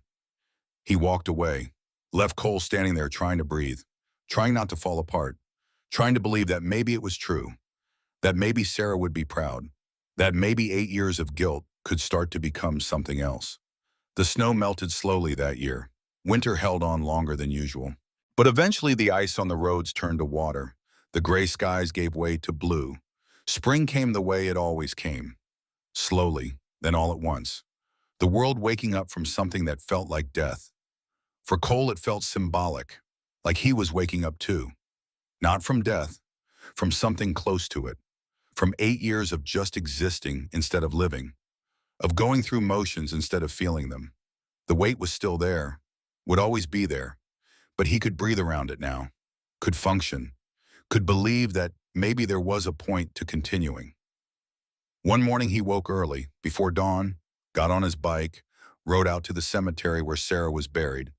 He hadn't been there in 6 months, couldn't handle it most days, but today felt different. He parked, walked through the gates, found her headstone, Sarah Elizabeth Brennan, beloved daughter, forever 7, forever loved. Cole knelt in the grass, pulled a few weeds that had grown around the stone, traced her name with his finger. "I saved 2 little girls," he said quietly. Harper and Bryn, their mom too. You would have liked them. They were scared, like you must have been. But they were brave. They held on. They survived. The wind moved through the trees, carried the sound of birds waking up, of the world continuing. I'm still here, Cole continued. Still trying, still looking for ways to make it matter, to make losing you mean something. I don't know if that's what you'd want. I don't know if that makes sense, but it's all I know how to do. He stood, looked at the stone for a long moment, then turned and walked back to his bike. The sun was coming up over the mountains, painting the sky in shades of pink and gold. A new day, another chance, another opportunity to do something that mattered. Cole rode back to the clubhouse. The brothers were starting to wake up. Coffee brewing, engines turning over, the sounds of life continuing. He parked, walked inside. Finn was at the counter pouring coffee. Morning, Ghost, morning. Sleep okay? Cole poured himself a cup. Better than usual. Good. Finn grinned, Hud. Because we got a call this morning. Missing teenager, last seen 2 days ago. Parents are frantic. Police are involved, but... He shrugged. You know how it goes. They asked if we could help search. Axel said yes. Cole nodded. When do we leave I'll be ready. He took his coffee to his room, sat on the edge of the bed, looked at Sarah's photograph, at Bryn's drawing, at the evidence that loss could transform into purpose. That pain could become something useful instead of something that just destroyed. The phone in his pocket buzzed. Text message. From Sienna, just 4 words, thank you for everything. Cole stared at the message, didn't know how to respond. What could he say? You're welcome didn't cover it. It was nothing was a lie. He had done something.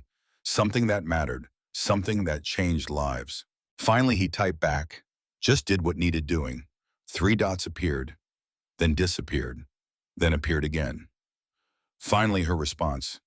You gave me my life back. You gave my girls their mother. That's everything. Cole put the phone down, looked at the ceiling, tried to process emotions that didn't have names. Gratitude, purpose, hope. Things he hadn't felt in so long he'd forgotten what they were called. Outside, someone called his name. Time to ride, time to search. Time to show up for someone else who needed help. Cole stood, put on his cut, checked that he had everything.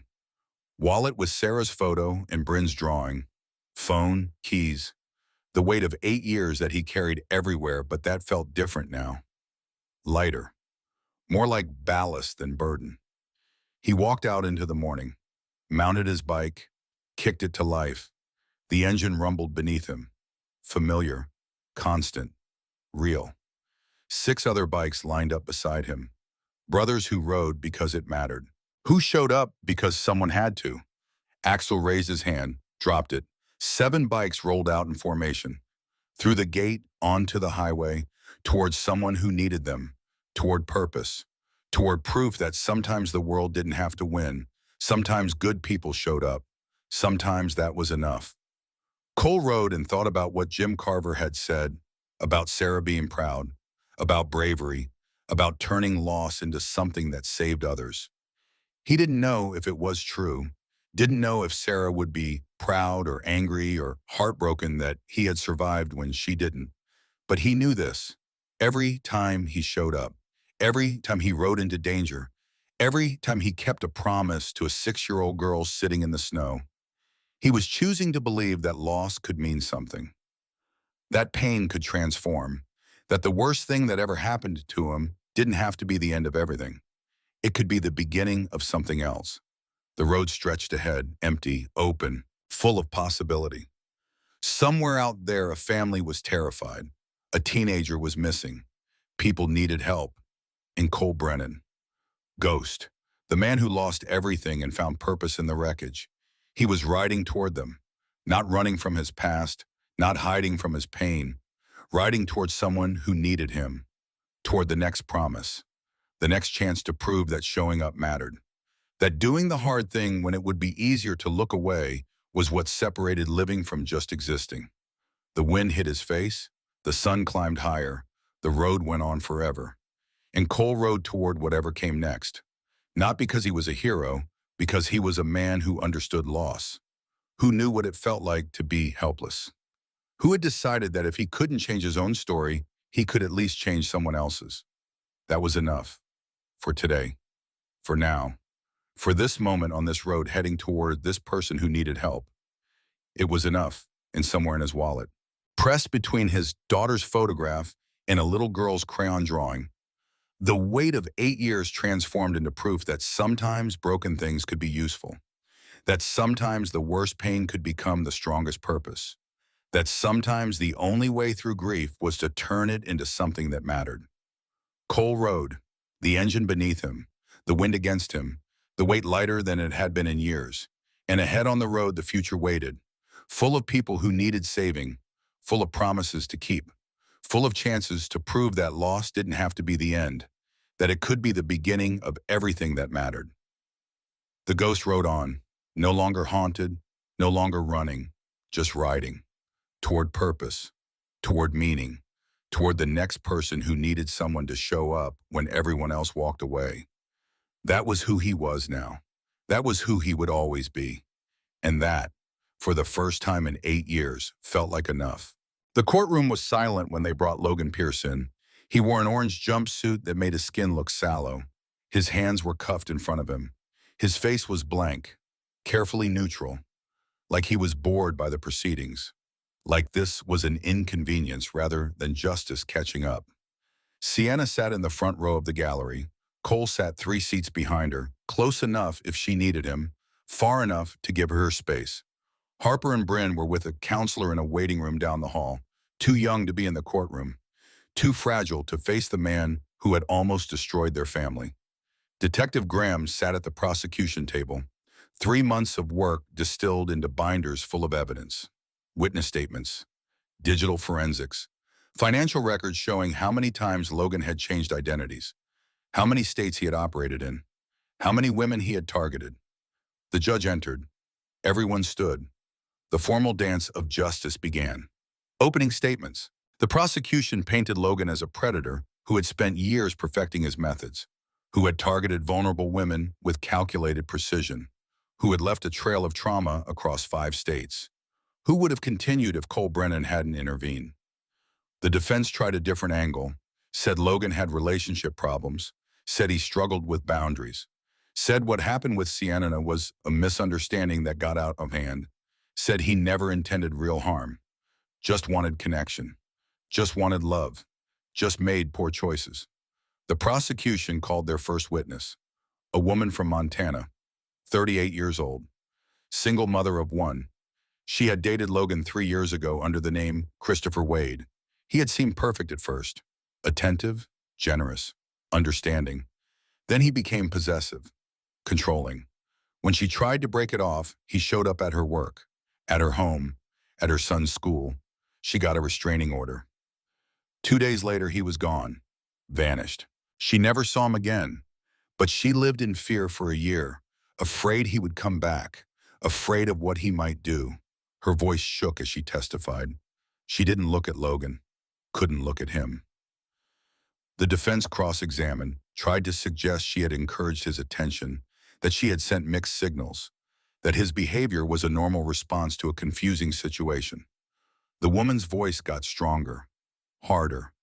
"No," she said firmly. "I told him no. I told him to leave me alone. I made it clear." He chose not to listen. 3 more women testified over 2 days. Similar stories, different details, same pattern, charm that became control, love that became obsession, men who seemed perfect until they weren't, until the mask slipped and something cold and calculating showed underneath. Then it was Sienna's turn. She walked to the witness stand like she was walking to her execution. Her legs shook, her hands trembled. She had to be sworn in twice because her voice was too quiet the first time. The prosecutor was gentle, led her through the story slowly. How she met Logan online, how he seemed kind, how she was lonely, how she wanted to believe something good could happen. Sienna described the date, the restaurant, the way Logan had been charming all evening, then the suggestion of a drive, the way the charm had dropped as soon as they were alone, the isolated cabin, the zip ties, the realization that she might never see her daughters again. Her voice broke multiple times. The judge called for breaks. She drank water, steadied herself, continued. She described the fear, the helplessness, the certainty that she was going to die. And then Cole appearing, this stranger who fought for her, who saved her, who brought her home. When she finished, the courtroom was silent. Even the defense attorney looked uncomfortable. The prosecutor had no more questions. Just let Sienna's testimony stand, raw, honest, undeniable. The defendant's cross-examination was brutal. They suggested she had gone willingly, that she could have left at any time, that she had never said no, that she was exaggerating for sympathy, for attention, for a lawsuit they implied was coming. Sienna sat in that chair and took it. Every accusation, every implication, every attempt to make her the villain of her own story. Her voice stayed steady. Her answers stayed consistent. And when the defense attorney asked if she was certain Logan had intended to hurt her, she looked directly at him for the first time. Yes, her voice was clear, strong. I am certain. He told me I wasn't the first, that I wouldn't be the last. He told me about the others, the ones who didn't make it out. He was going to kill me. The only reason I'm alive is because someone came. Someone who didn't have to. Someone who chose to help when everyone else chose to look away. The defense had no response to that. Sienna was excused. She walked back to her seat. Cole met her eyes, nodded once. She nodded back, sat down, put her face in her hands, and breathed for what felt like the first time in hours. The prosecution called their final witness. Cole Brennan. He took the stand, gave his name, his age, his occupation, self-employed, motorcycle mechanic, member of Thunder Road MC.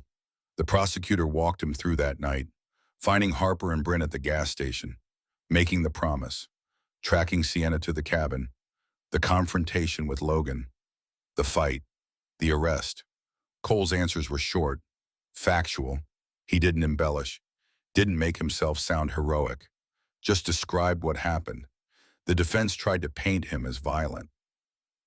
It was someone who broke into private property, who assaulted Logan, who had no authority to do what he did. Cole listened to the questions, answered calmly. Did you have a warrant to enter that cabin? Numb. Did you identify yourself as law enforcement? Numb. Did you physically assault my client? I subdued him to protect Ms. Hart. You attacked him. I stopped him from hurting her. That's not the same as assault. That's not what my client says. Your client is a liar. The judge warned Cole to stick to facts. Cole nodded, continued answering questions. The defense got nowhere. Every attempt to discredit him bounced off. He had saved a woman's life. Everyone in that courtroom knew it. Trying to make him look bad only made the defense look desperate. After 5 days of testimony, the case went to the jury. They deliberated for 6 hours, came back with a verdict. Guilty on all counts. Kidnapping, assault, false imprisonment. The state charges were just the beginning. Federal charges waited. Other states had cases ready. Logan Pierce would spend the rest of his life in prison. Multiple life sentences, no possibility of parole. When the verdict was read, Logan's face didn't change. Still blank, still neutral, but something flickered in his eyes. Just for a moment. Rage. Pure rage. Then it was gone, replaced by nothing. Sienna cried. Detective Graham shook the prosecutor's hand. The families of the other women held each other. And Cole sat in the back row feeling something he couldn't quite name. Not satisfaction, not joy, just completion. A job done, a promise kept. Justice served even if justice couldn't undo what had happened. Outside the courthouse, reporters swarmed. Cameras, microphones, questions shouted over each other. The prosecutor gave a statement, thanked the survivors for their courage, thanked law enforcement, mentioned Cole by name, called him instrumental to the case, called him a hero. Cole slipped out a side exit, avoided the cameras, rode back to the clubhouse alone, let the others have the spotlight. He had done what needed doing. The rest was noise. 6 months after the trial, Sienna Hart stood in front of a room full of strangers and told her story. Not in a courtroom, in a community center, at a domestic violence awareness event. She had been asked to speak by the organization that had helped her after the rescue, had said no 3 times, finally said yes because Harper had asked her to. The room held maybe 60 people, social workers, counselors, survivors, family members. People who understood that violence came in many forms, that monsters didn't always look like monsters, that sometimes they looked like someone who sent flowers and made you feel special and promised to make everything better. Sienna's voice shook at first, but she pushed through, told them about meeting Logan online, about wanting to believe, about ignoring the small red flags because she was lonely, because she wanted something good to happen, because after her husband left, she felt invisible, and Logan made her feel seen. She told them about the cabin, about the fear, about thinking she would never see her daughters again, and then about Cole, about a stranger who rode through a blizzard because two little girls asked for help, about someone who proved that good people still existed, that help could come from unexpected places, that leather jackets and motorcycle patches didn't tell you anything about the size of someone's heart. When she finished, the room was silent. Then someone started clapping. Then everyone. Standing ovation for a woman who had survived, who had testified, who was now using her trauma to help others, to warn them, to show them they weren't alone. After the event, people approached her, thanked her, shared their own stories, whispered confessions about relationships that had scared them, about men who had seemed perfect until they weren't, about narrow escapes and lucky breaks and the guilt that came with surviving when others didn't. A woman from the domestic violence shelter approached Sienna, asked if she would consider volunteering, maybe talking to women who were trying to decide whether to leave, who needed to hear from someone who had been there, who had survived violence, who had come out the other side. Sienna said yes, started volunteering twice a week, sitting with women in crisis, listening to their stories, telling them that leaving was possible, that help existed, that they deserved better than fear, that their children deserved to grow up without violence.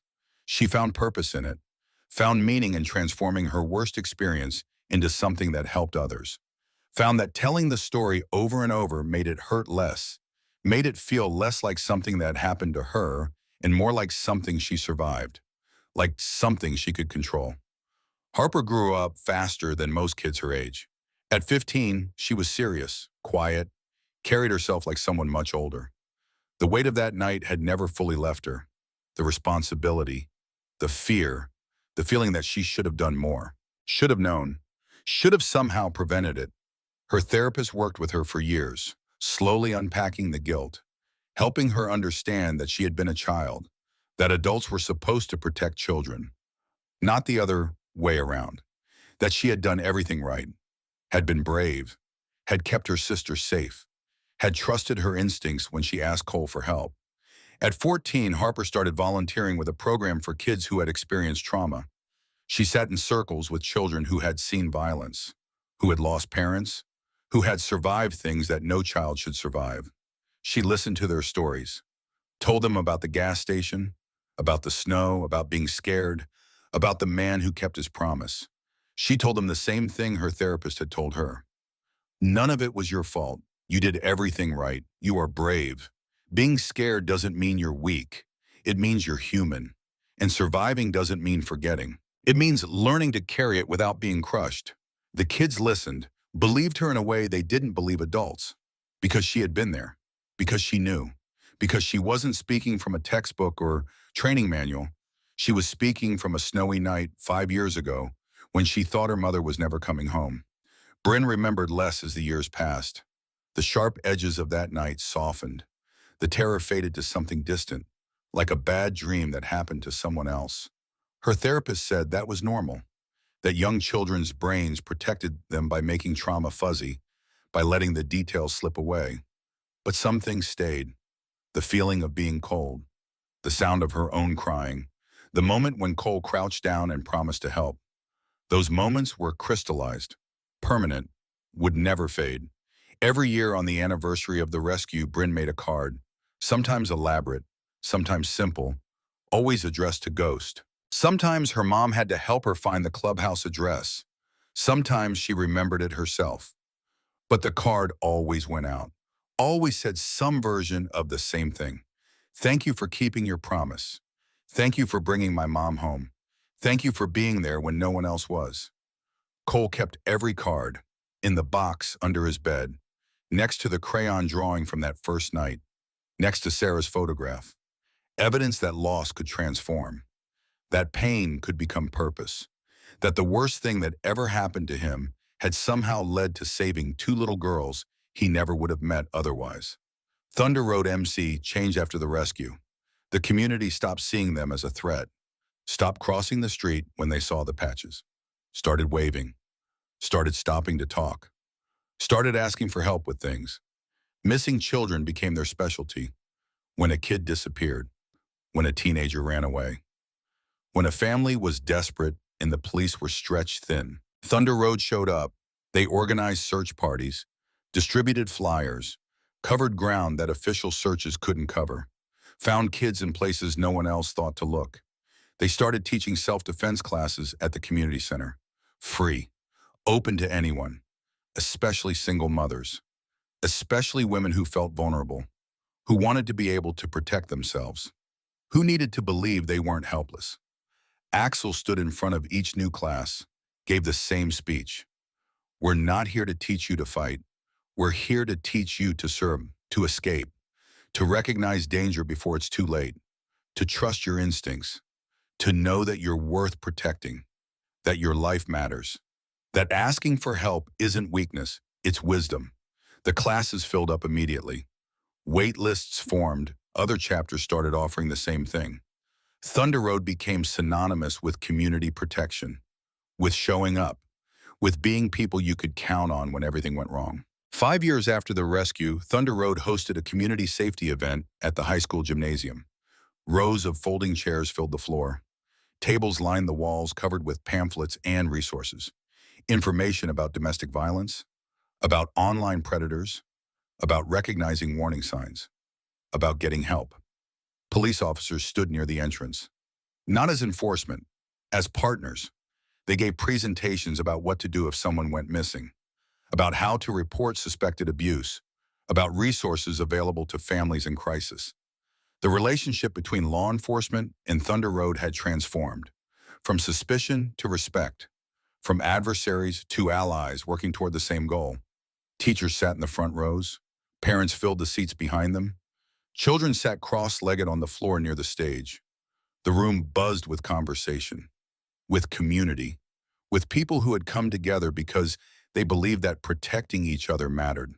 A police sergeant spoke first, talked about recognizing danger signs, about trusting instincts, about the importance of community watching out for each other, not being paranoid, just being aware, just paying attention, just caring enough to notice when something seemed wrong. A social worker spoke next, explained what to do if a child disclosed abuse, gave out phone numbers and resources, reminded everyone that asking for help wasn't weakness, that reaching out could save a life, that silence protected abusers and endangered victims. Then Sienna walked to the microphone. The room went quiet. Some people knew her story. Others had seen her on the news years ago. But most were just quiet because something in her presence demanded attention, commanded respect, said this woman had survived something terrible and had chosen to stand here and talk about it. Her voice was steady when she spoke, stronger than it had been in the courtroom, stronger than those first events where she had shaken and cried and barely gotten through it. I was saved by a stranger. She said, a man I would have crossed the street to avoid if I'd seen him anywhere else. A man wearing leather and patches that society taught me meant danger. A man who turned out to be the bravest person I've ever met. She told her story, brief, clinical, not dwelling on the horror but acknowledging it. The date, the cabin, the fear, the certainty that she was going to die. And then Cole appearing, fighting for her, bringing her home to her daughters. When she finished, the room had erupted in applause. Not polite applause, real, sustained, people standing, clapping, some crying, because the story wasn't just hers anymore. It belonged to everyone who had ever been vulnerable, everyone who had ever needed help, everyone who had ever wondered if anyone would come. Sienna stepped back from the microphone, wiped her eyes, smiled. Then she gestured to someone in the audience. Harper stood, walked to the stage, 15 years old now, tall, serious, carrying herself with purpose. The microphone had to be adjusted for her height. She gripped the sides of the podium, looked out at the audience, found Cole sitting in the back. He nodded. She took a breath. I was 10 years old that night. Harper's voice was clear, strong. My little sister was 6. We were alone in the snow because an adult decided we didn't matter, because helping us was inconvenient, because we weren't customers. The room was absolutely silent. I thought we were going to freeze, thought my mom was never coming back, thought we were going to end up like our dad, just gone, just disappeared, just another sad story that people would forget about. Harper's hands tightened on the podium, but then someone stopped. Someone who had no reason to help us. Someone who had every reason to keep driving. Because society taught him that men who looked like him shouldn't approach children, that people would judge, that he would be seen as a threat instead of help. She paused, let that sink in. He stopped anyway. He listened. He believed us. And he kept his promise. Not because it was easy, because it was right. Harper looked directly at the audience. If something feels wrong to you, trust that, tell someone, ask for help, even if you're scared, even if you think no one will listen, even if you think no one cares. Someone will. Someone always will. You just have to be brave enough to ask. The applause was even louder this time. Harper walked back to her seat, sat next to her mother. Sienna put an arm around her, pulled her close. Both of them surviving, both of them healing, both of them proving that trauma didn't have to destroy you. It could make you stronger. If you had help, if you had people who refused to let you face it alone. Bryn sat in the front row next to Cole. She was 11 now, still small, still shy. She didn't speak, wasn't ready for that. But she sat there holding Cole's hand, her presence saying what words couldn't, that she remembered, that she was grateful, that the man everyone feared had been the one who saved her family. After the event, people lingered, talking, exchanging numbers, making connections, building community in real time. Cole tried to slip out the side door, avoid the attention, just disappear the way he always did. A reporter caught him, young man, mid-20s, earnest face, camera crew behind him. They had been filming the event, documenting it, turning it into a story for the evening news. Mr. Brennan, can I ask you one question? Cole stopped, looked at the reporter. Didn't say yes, didn't say no, just waited. Why do you do this? The reporter's voice was genuine, curious. Why risk everything for people you don't even know? Cole stood there. The gymnasium lights hummed overhead. The murmur of voices faded into background noise. He looked at the reporter, at the camera, at the opportunity to explain himself that he never wanted. Then he thought about Sarah, about Sienna, about Harper and Bryn, about the 2 women from Utah and Montana who never came home, about the weight he carried and the purpose he had found, about the question he had asked himself 1,000 times, because someone has to. His voice was quiet, steady, final. The reporter waited for more. There was no more. Cole turned and walked away, pushed through the door into the evening air, mounted his bike, rode away as the last light faded from the sky. The years continued to pass. Sienna became a full-time advocate, quit her job at the diner, started working for the domestic violence shelter, speaking, training, helping women escape situations like the one she had survived. She was good at it, had a way of connecting, of being believed, of showing by example that survival was possible. She sometimes called Cole, not often, maybe once every few months, just to check in, to say hi, to remind herself that good people existed. Their relationship wasn't romantic, wasn't even really friendship in the traditional sense. It was something else, something deeper, an understanding between 2 people who had survived darkness, who knew what it cost, who chose every day to keep going despite it.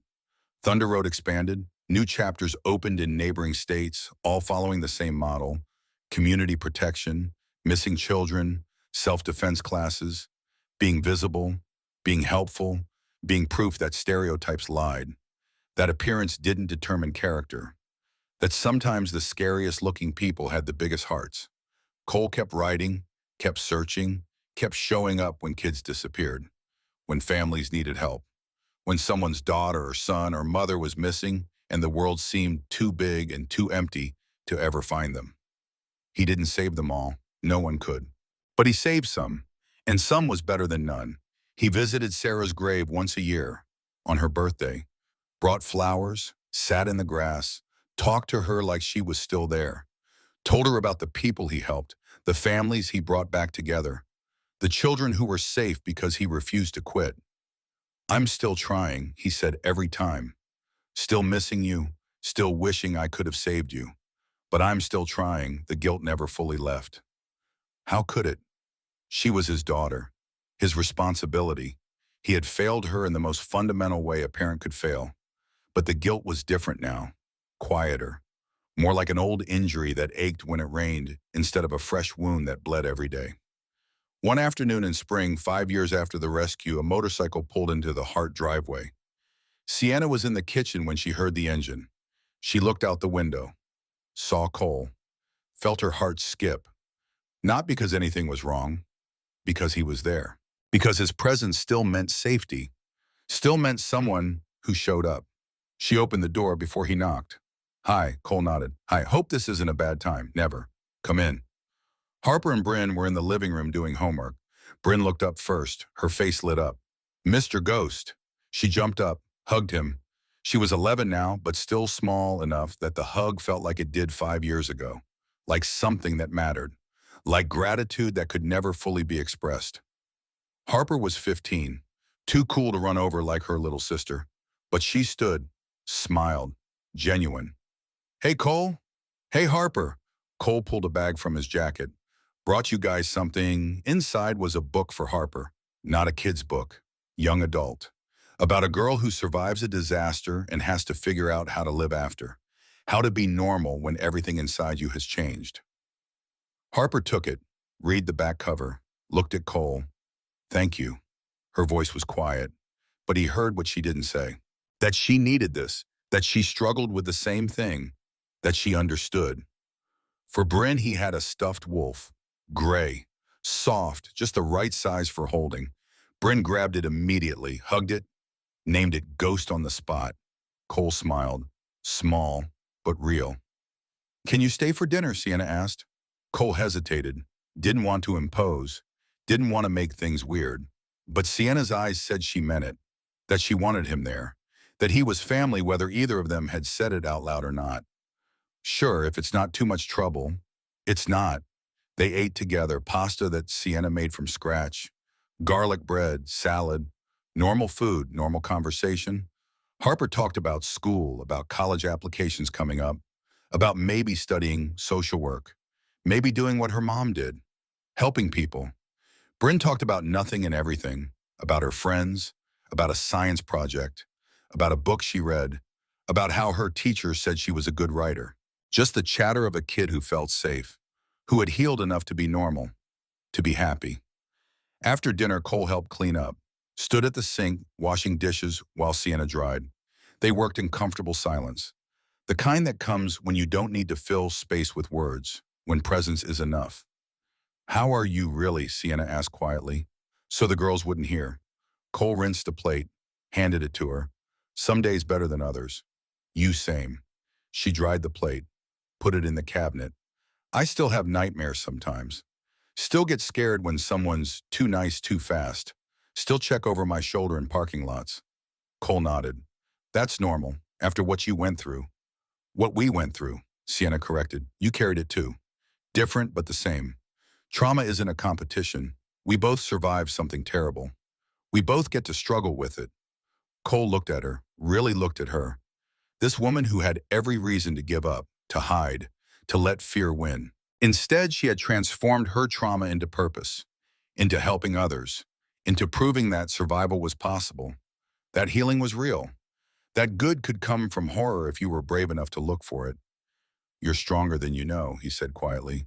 So are you. Before Cole left, Sienna did something she had never done. She stepped forward and wrapped her arms around him, hugged him, tight, real, the kind of hug that said things words couldn't. You gave me my life back. Her voice was muffled against his jacket. You gave my girls their mother. I will never be able to thank you enough for that. Cole's arms came up slowly. He hugged her back, careful, gentle, like she was something precious that could break. And maybe she was. Maybe they both were.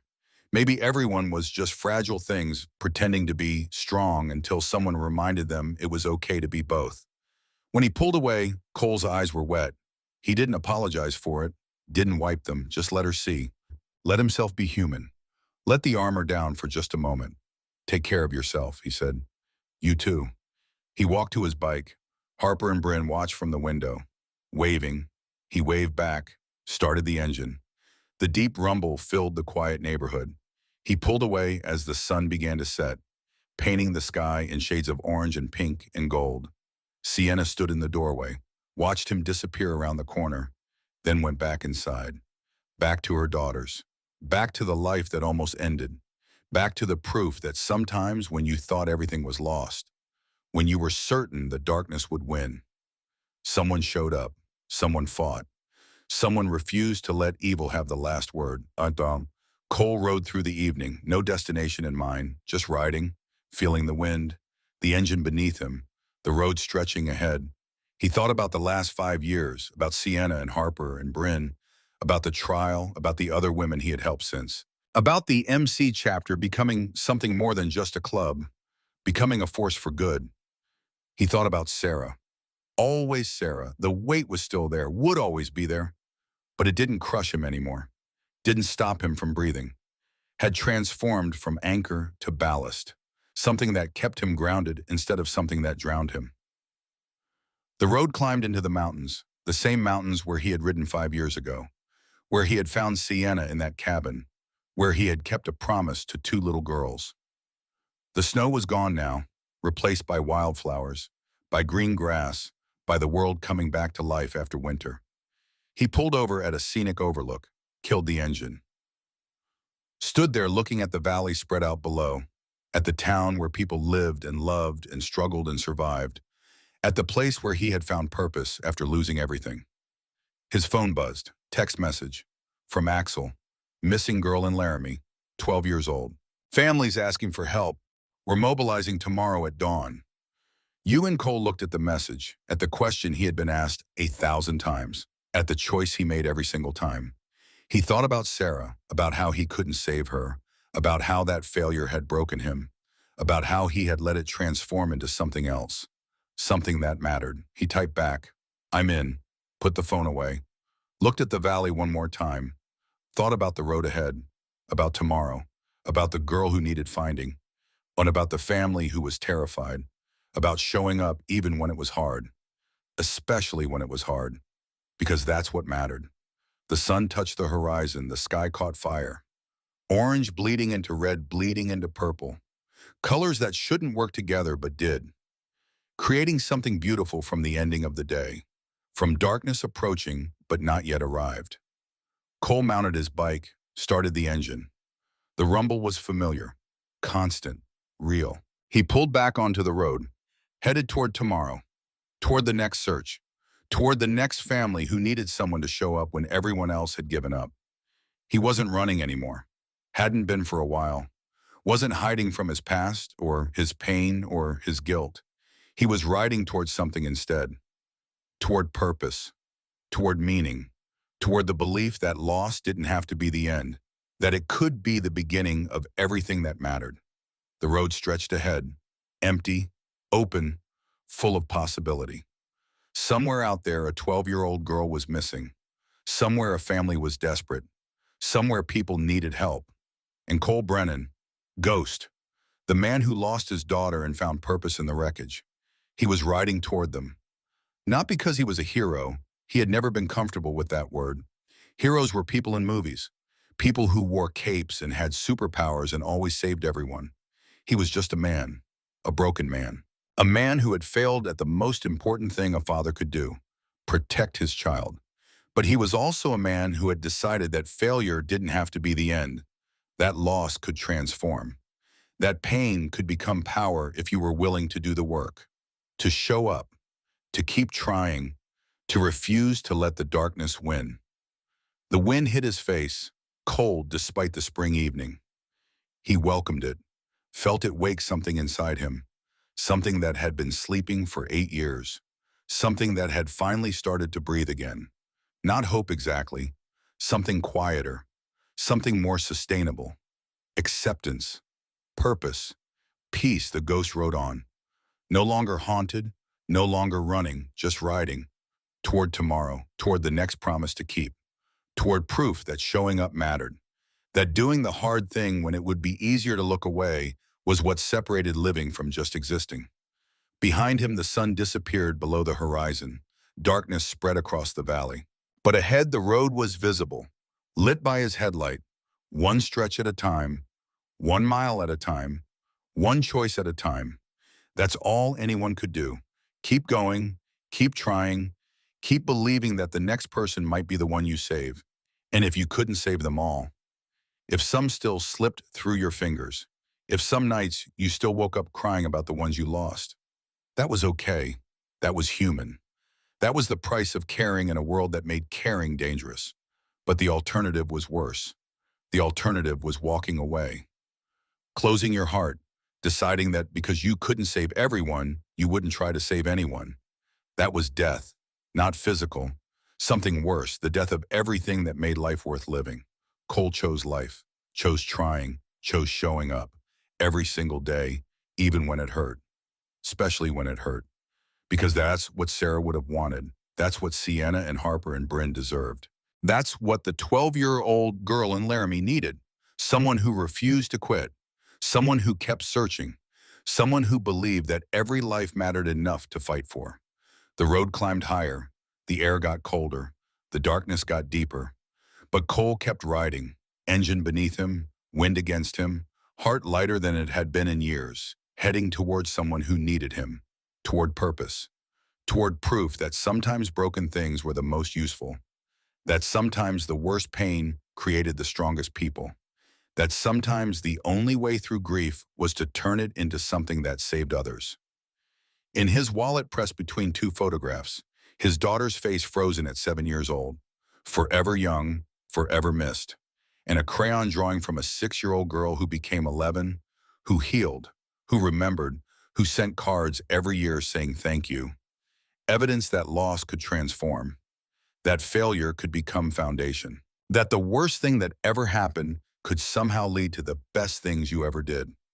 Cole rode toward tomorrow, toward the next search, toward the next family in crisis, toward proof that he mattered, that showing up mattered, that choosing to help instead of hurt was the only thing that separated humans from monsters.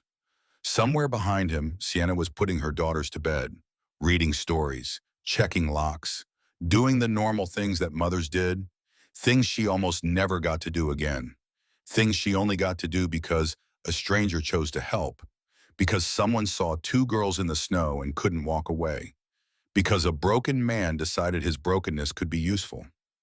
Somewhere behind him, Harper was reading the book he brought, finding herself in the pages, understanding that survival was possible, that trauma didn't have to destroy you, that you could carry weight and still move forward, that being damaged didn't mean being broken beyond repair.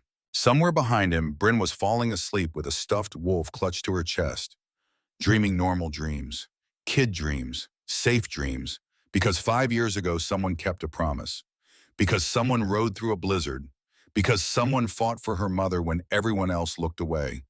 And somewhere ahead, on a road that stretched into darkness, a 12-year-old girl waited to be found, needed someone to show up, needed someone who wouldn't quit, needed proof that good people still existed, that help was coming, that she mattered enough to search for. Cole rode toward her, toward dawn, toward the moment when he would meet a desperate family and promise to do everything he could, toward the next search, the next rescue, the next chance to prove that loss could transform, that pain could become purpose, that sometimes the heroes didn't wear capes. Sometimes they wore leather and patches and carried grief so heavy it should have crushed them, but instead made them strong enough to carry others. Sometimes they were the people you were taught to fear, the ones you crossed the street to avoid, the ones who looked dangerous but turned out to be the bravest people you ever met. Sometimes heroes were just broken people who refused to let their brokenness win, who got up every morning and chose to keep trying, who rode through blizzards and searched through darkness and showed up when everyone else walked away, who proved by example that doing the right thing mattered, that kindness was stronger than cruelty, that love outlasted loss, The engine rumbled, the wind howled, the road went on forever. And Cole Brennan, Ghost, the man who lost everything and found purpose in the wreckage. He rode toward whatever came next, ready, willing, unbroken despite everything that tried to break him. Because someone had to. Because children needed protecting. Because families deserve fighting for. Because the world was dark enough without good people deciding to stop being good. Because 8 years ago he failed his daughter, and every day since he had been trying to make that failure mean something. Not redemption. He would never be redeemed, would never forgive himself, would carry Sarah's loss until the day he died. But meaning, purpose, proof that even the worst thing could transform into something that saved others. That grief could become grace. That loss could become legacy. The stars came out overhead, cold, distant, infinite, bearing witness to one man on one road heading toward one missing girl. A small thing in the grand scheme, a tiny drop in an ocean of suffering. But to that family, to that girl, to the people who would be saved tomorrow and the next day and the day after, it was everything. And that was enough. For tonight. For now. For this moment on this road heading toward this search, it was enough. The ghost rode on. Toward dawn. Toward purpose. Toward proof that sometimes when everything is taken from you, when you lose what matters most, when the darkness seems infinite and inescapable, you can choose to let it destroy you, or you can choose to transform it into something that saves others. Cole had made his choice, made it every day, made it every time he started his bike and rode towards someone who needed help, made it every time he kept a promise, every time he showed up when others walked away, every time he proved that loss didn't have to be the end, that it could be the beginning of everything that mattered. The road went on, the engine rumbled, the stars watched, and somewhere in the darkness ahead, tomorrow waited, full of people who needed saving, full of promises to keep, full of chances to prove that heroes didn't always wear capes. Sometimes they just showed up, and sometimes that was all anyone needed.